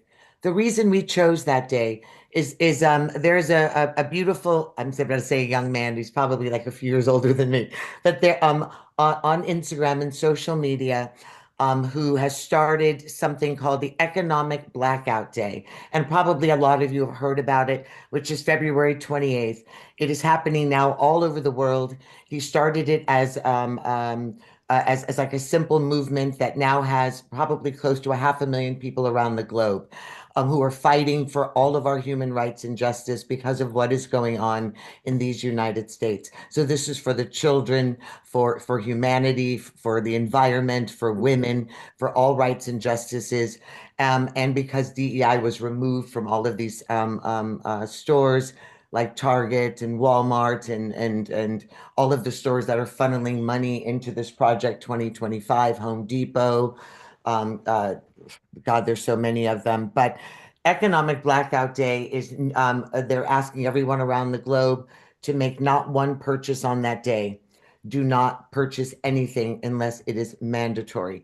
And if you're going to purchase, do not purchase from any other places outside of places like Costco, stores that are in alignment and supporting all of the efforts of those that are being oppressed at this time. But they really want to make an impact on the world, on our economic system by blacking out purchases on that day, predominantly Amazon, Target, all of those institutions that are putting a lot of money and energy Okay. into this global thing. So, Thank you, Piper. yeah. And I saw that it's 4 p.m. to 9 p.m. What time zone? Dr. Ivy, you need to unmute, please. It's the Eastern Standard. Okay, so 4 p.m. to 9 p.m. Eastern time, which is 1 p.m. to 4 or 1 p.m. to 6 p.m. here on West Coast. But don't spend money all day, not just that window of time. Like Yeah, the no, whole I'm just day, putting don't yeah, spend a dime. not a dime that day, and I'm just putting it. That's why Yeah. we're doing this.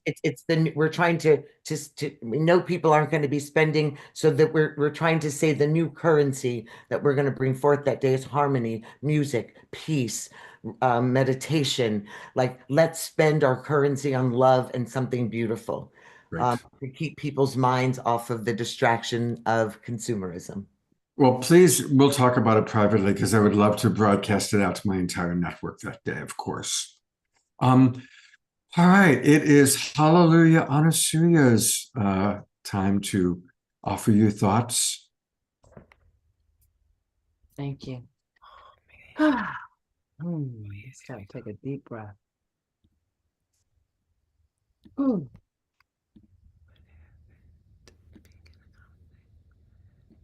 So much beauty and wisdom has been shared. So much has been shared, along with passion and tears and pain and grief. So the human experience has been shared. Here together in this sacred circle, we are brothers and sisters.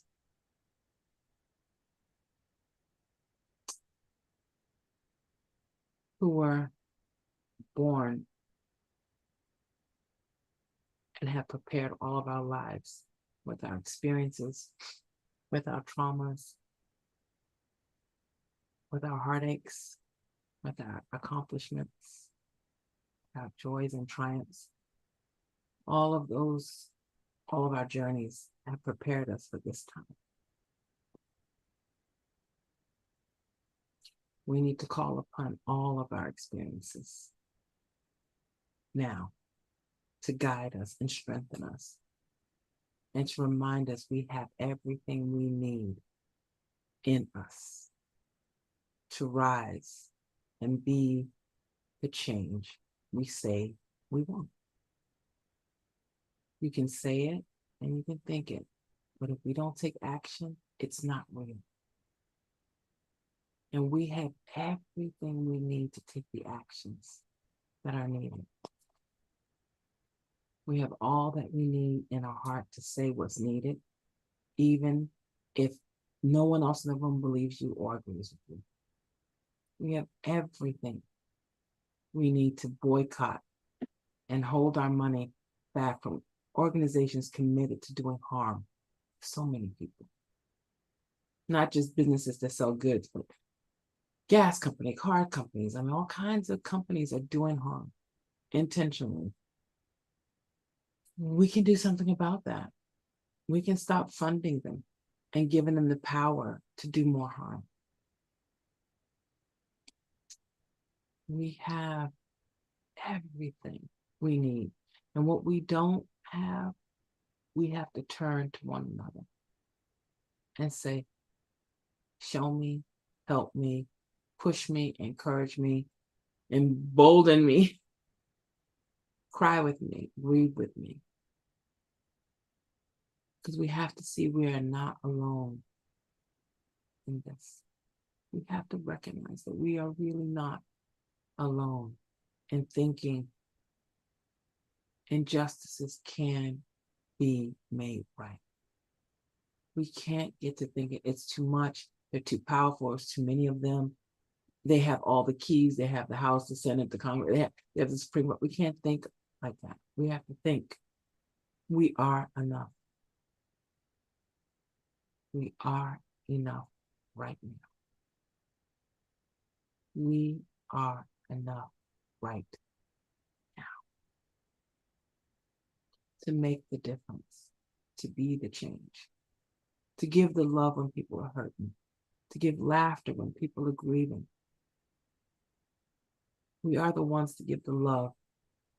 And that love could be taking food to the homeless, because whatever was in place to help them is going.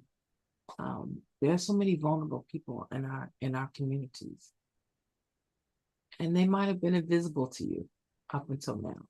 Choose to see them. Choose to see the children who are crying because they don't have enough to eat. They're not saying anything. They're not begging for food, but choose to see them. Choose to see the elders who may have to choose between heat and food. Find out who needs what, because we really are enough.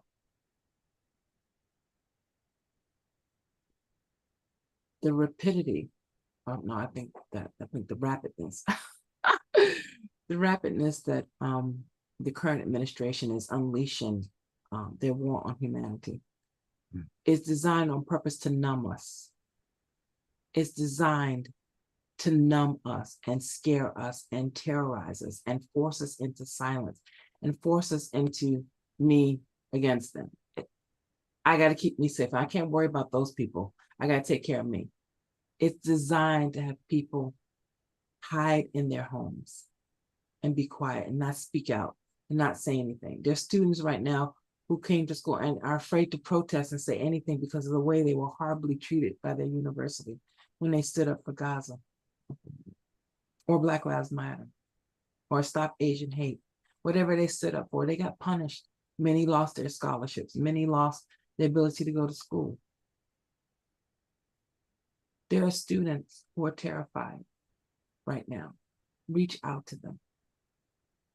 We really are enough to say together, excuse me, together we can do this, but we have to see these people, the others. We have to see them. and let them know you're not other to me. You are me. I am you. You could be my child. You could be my grandmother. You could be my sister. You could be my brother. You could be my best friend. We have to choose to see people, because that is the beginning of humanizing those who have been dehumanized, those who've been invalidated, those whose lives have been stripped. The validity of our lives have been stripped from us. You can see us and you can say, I see you. What do you need? What do you need in this moment? You can be that person. I'm choosing to be that person. Ooh. Which is why I'm here tonight. So thank you all for being willing to stay to the end of this very challenging conversation, but necessary. I'm so thrilled to see the numbers stay consistent the whole time.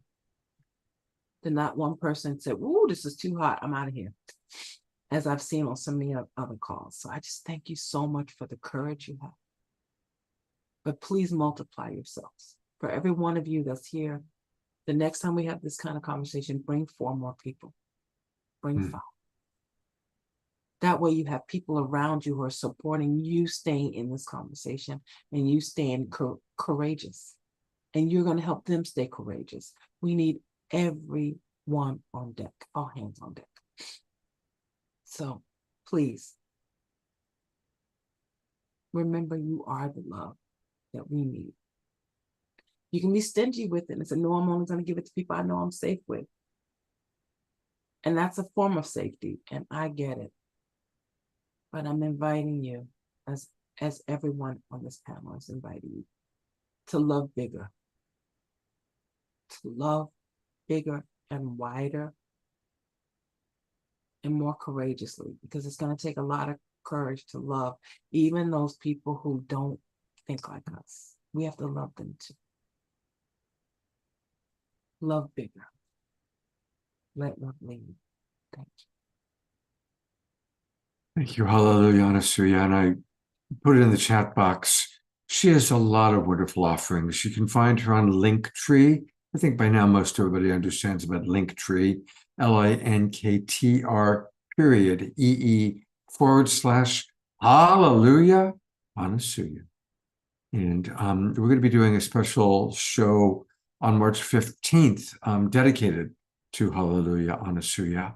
So Saturday night, March 1st, we will continue this conversation. And on Saturday night, March 15th, we'll continue it with a special focus on Hallelujah Anasuya. Thank you, my dear friend. And I'm not going to go to she has many names. I love all the different names of this wonderful woman. Dr. Mama Ivy, Reverend Shadia, the woman who brings us some of our most favorite sound healing. And she, by many, many names, the spotlight is on you, my friend.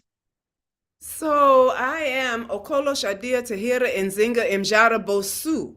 Okolo Shadia Tahira. All of those are my names that I've received over the years in various places around the world, and I embrace them all. And I'm whoever you know me to be. That's how it goes. But I'm just so grateful for this opportunity.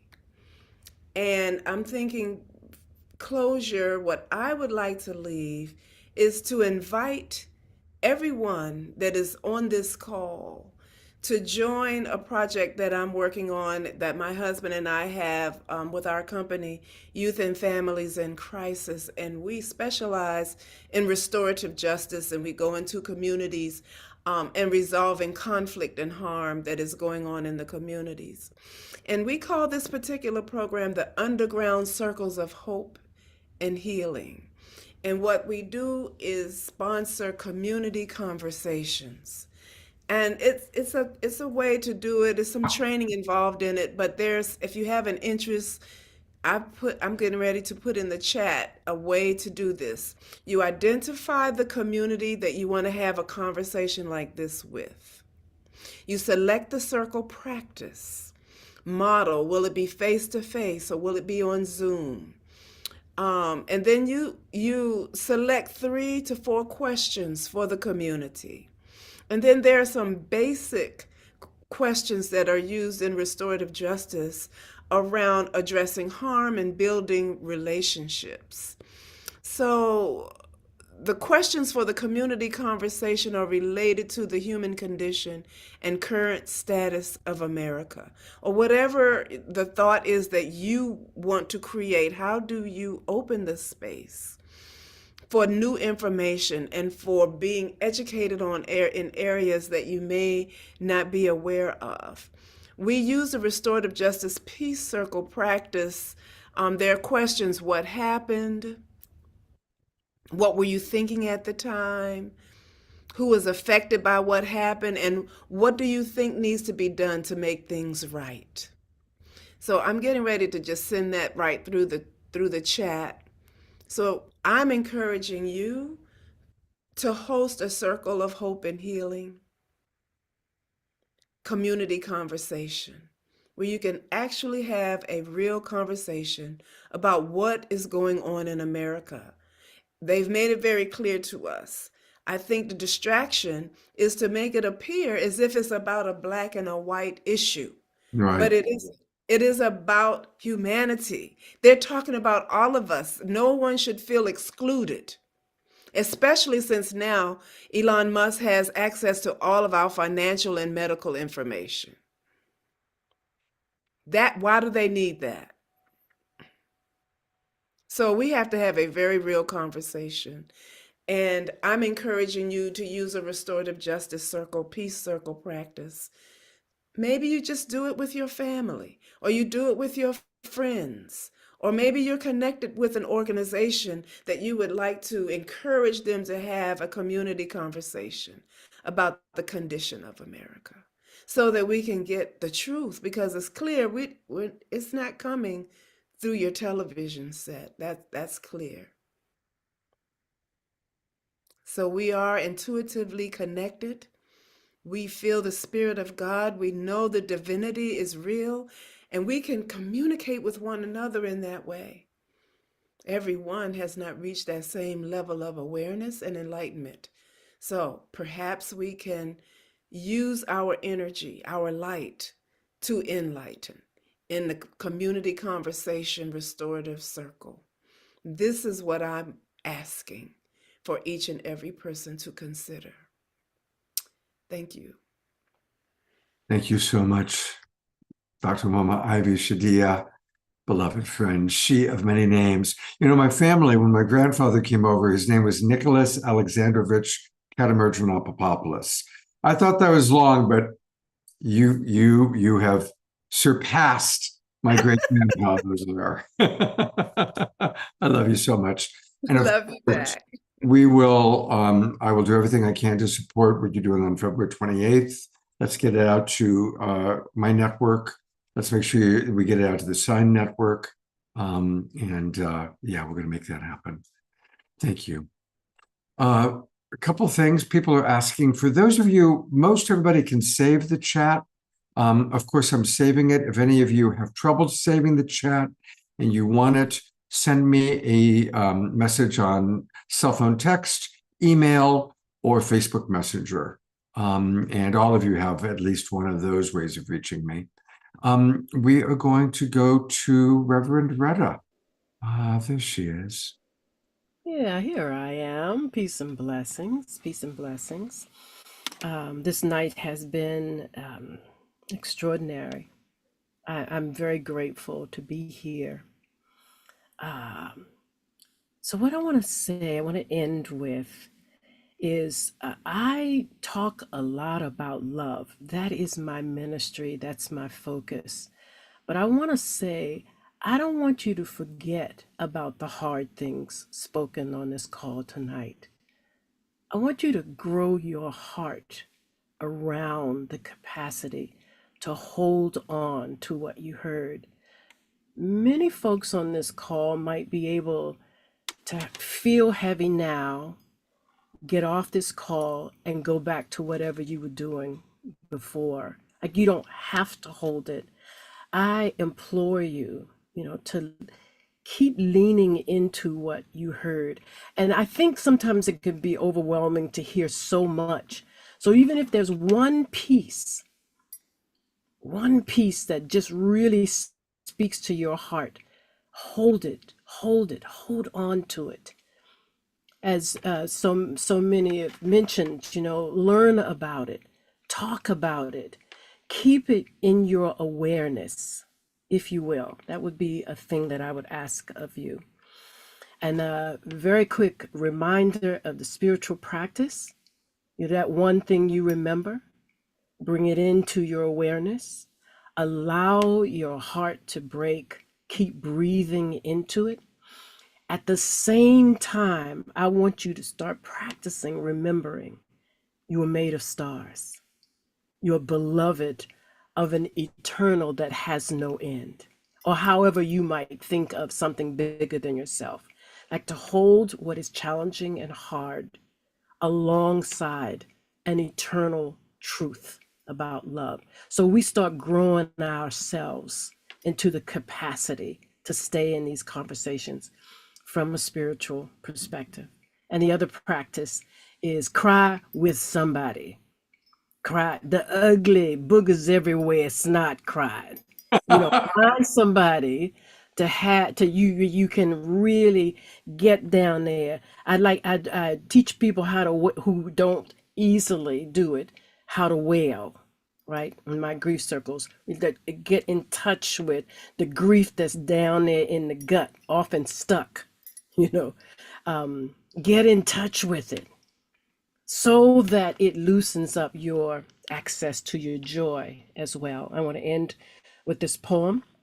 I'm writing a poem a day, and this was written, I think, last week. It's called This is How I Medicine. Our bodies are holy. We drink from an eternal holy well, remembering who we are. Our hearts are sacred. We connect to the earth, her pulse, our heartbeat, and we remember. Our minds are miraculous matrices. We perceive right up to the edge of what we can know, and we remember. Our song is an extension of the everlasting.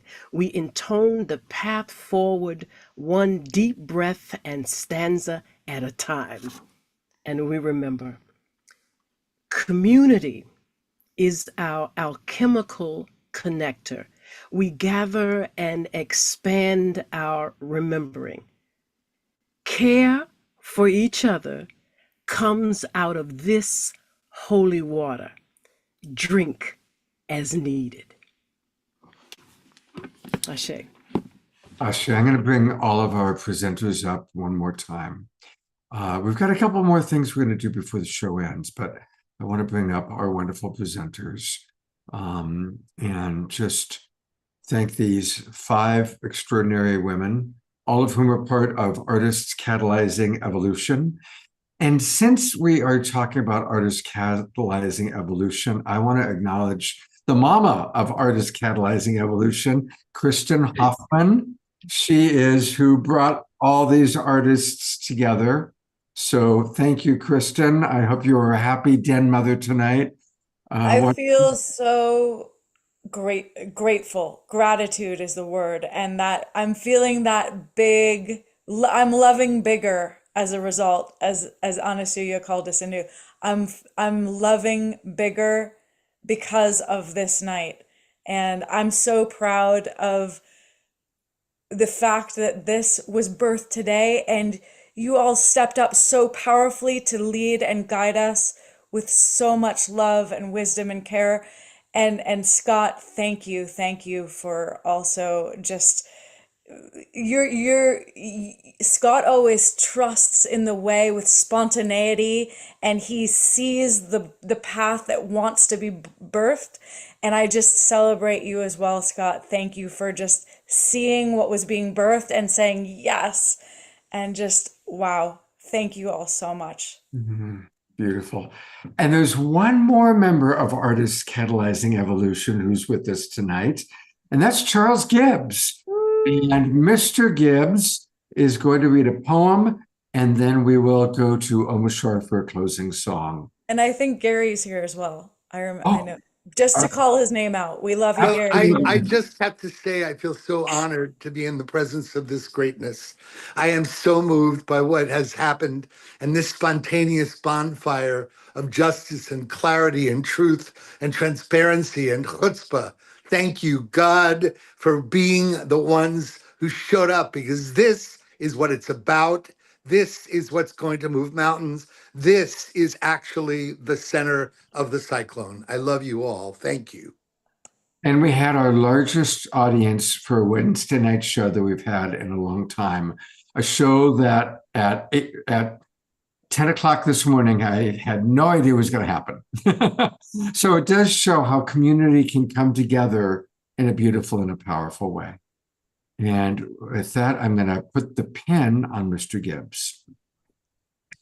Thank you, Scott. And I just want to thank my 5 beautiful sisters for your endurance, your resilience, for coming through with so much heart, so much vision, so much caring about the whole world, and so much fierce determination to have your stories heard. Please continue and know that we're with you. This poem came up for me as I was listening to you. It's called I Want to Weep. I want to weep at least a little each day to remember I am human, and the earth community's broken heart is my heart. Then all paralyzing despair washed away in my weeping, to ask what acts of healing and compassion, what acts of healing and compassion our broken-hearted earth community calls forth from me, from us today. Thank you. Let's all give Charles some appreciation. And I actually, there's such a perfect flow here.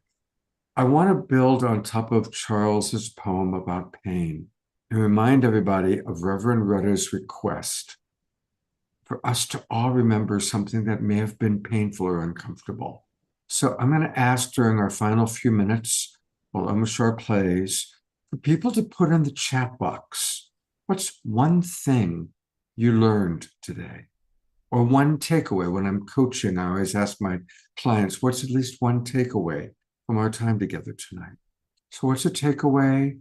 Something you've learned, maybe a painful statistic, maybe one of the things you heard Piper share about the Congo, or maybe something you learned about the Underground Railroad. But I'd love for people to put in the chat box at least one takeaway, one thing that they gained from tonight. And that helps us to remember, because so much was expressed, and that helps us to remember. And with that, I'm going to turn it over to beloved Omashar.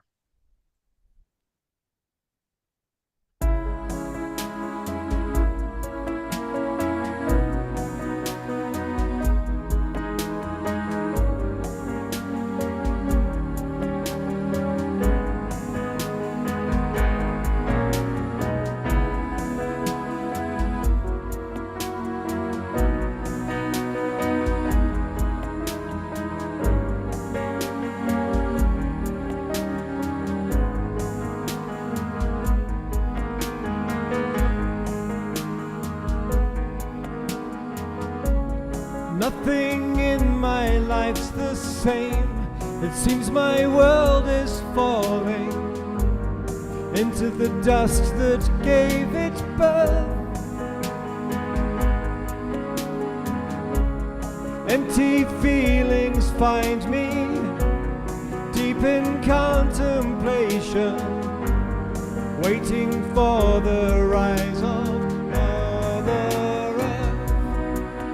And we all know what we've come here for, and we all feel that our hearts are true, and together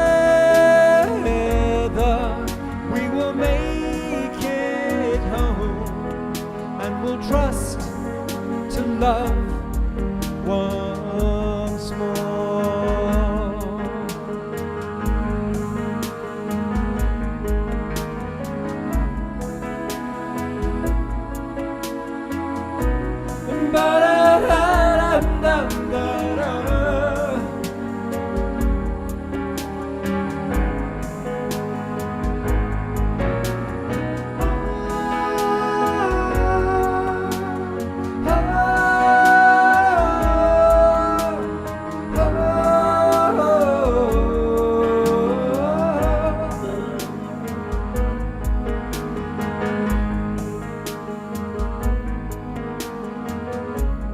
Walking through these fields of fear that bid for my attention. I don't live here anymore. I surrender to the flow that gives me new direction. All there is to do is trust and fly. We all know what we've come here for, and we all feel that our hearts are true, and together we will make it home, and we'll trust to love once more.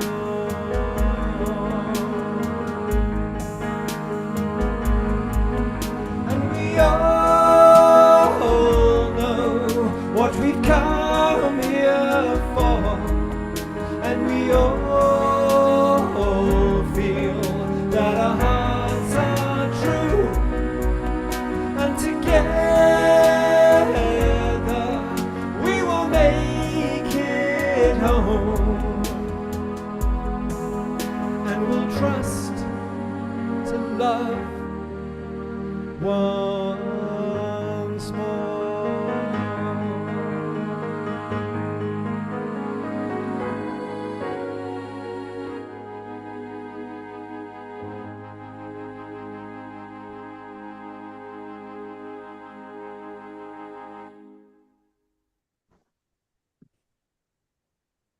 He has such a gift for choosing the perfect songs with the perfect lyrics.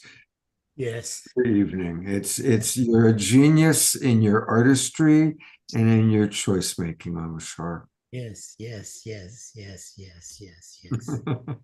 What a beautiful, beautiful sharing tonight. I am so honored to be amongst this really lively, absolutely inspiring, not discussion, just expose. There's no words for it. It's just thank you for being amongst us all. Thank you. Thank you. And please, everybody, join us on Saturday night. Of course, I'm sure we'll be here. Gary Melkin, my co-host, Sandra Buffington. Imagine she lost her home of 15 years in a fire 6 weeks ago. And she's co-hosting the show on love, grief, and resilience. Bethany Grace, you'll remember her. She's an amazing violinist. Talk about resilience. She had a daughter who was murdered. Lori and Jeff are also very powerful presenters. Hope Fitzgerald. It's going to be a powerful show. And it's so amazing that Reverend Retta spoke about the importance of grief.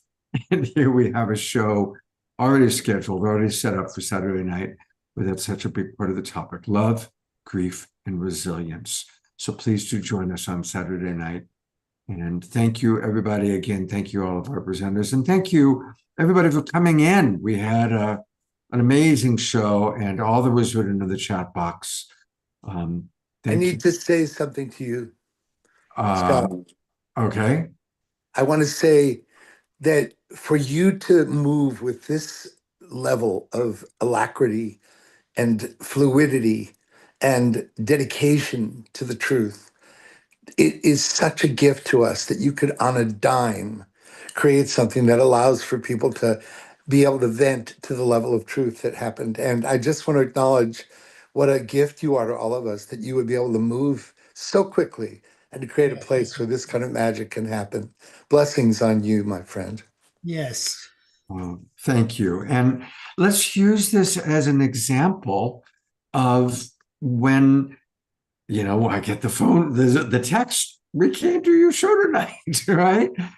Something more important needed to happen. And so let's just remember that when the next time, for any of you watching, when you get a shocking, oh, really? That's been taken away? But that's not what's happening? Then pivot. What wants to happen here? What wants to happen here? And then reach out to your friends. It started with me at the ACE meeting. I was feeling kind of shy, and there was a part of me that was like, oh, maybe I shouldn't tell people I don't have a show tonight, blah, blah, blah. But I trusted my friends. I trusted the ACE community, and I brought it up, and look at what happened. So let's look at the steps. We have to accept a change. We have to ask what wants to happen here. We have to ask for support, reach out to friends, and then let them come forward. So may that be a modeling for all of us, because we're all going to have certain things taken away from us. We're all seeing a lot of change. It's a time of transformation. So this was a wonderful example for all of us to learn from. And I had a downpour. I just want yes, to, and I yes. think for every single one of us from our ancestors. So I wrote it really fast, and it just says, from every corner of the earth, the scattered ones found their way home, not to a place of borders, but to a place of belonging. The wisdom buried deep in the bones of the elders were reborn, and the wonder and awe returned like a great river, finding its path back to the sea. So, my children, listen to the wind. It carries the songs of those who walk the earth once more.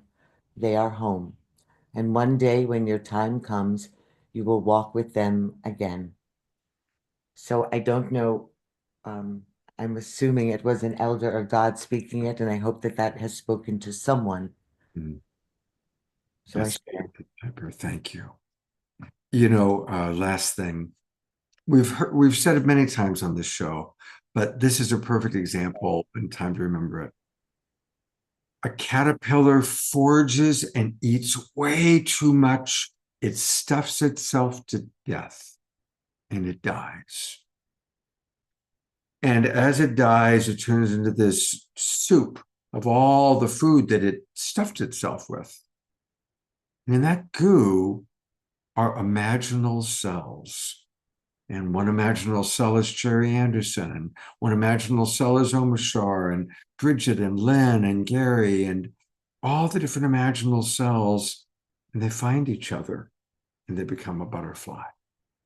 And we are the imaginal cells of an awakening world, of a global peace tribe, and there's so many other, of Unity Earth, of Soul Search, of all of the different organizations that are part of who we are. We're all coming together, finding each other, supporting each other.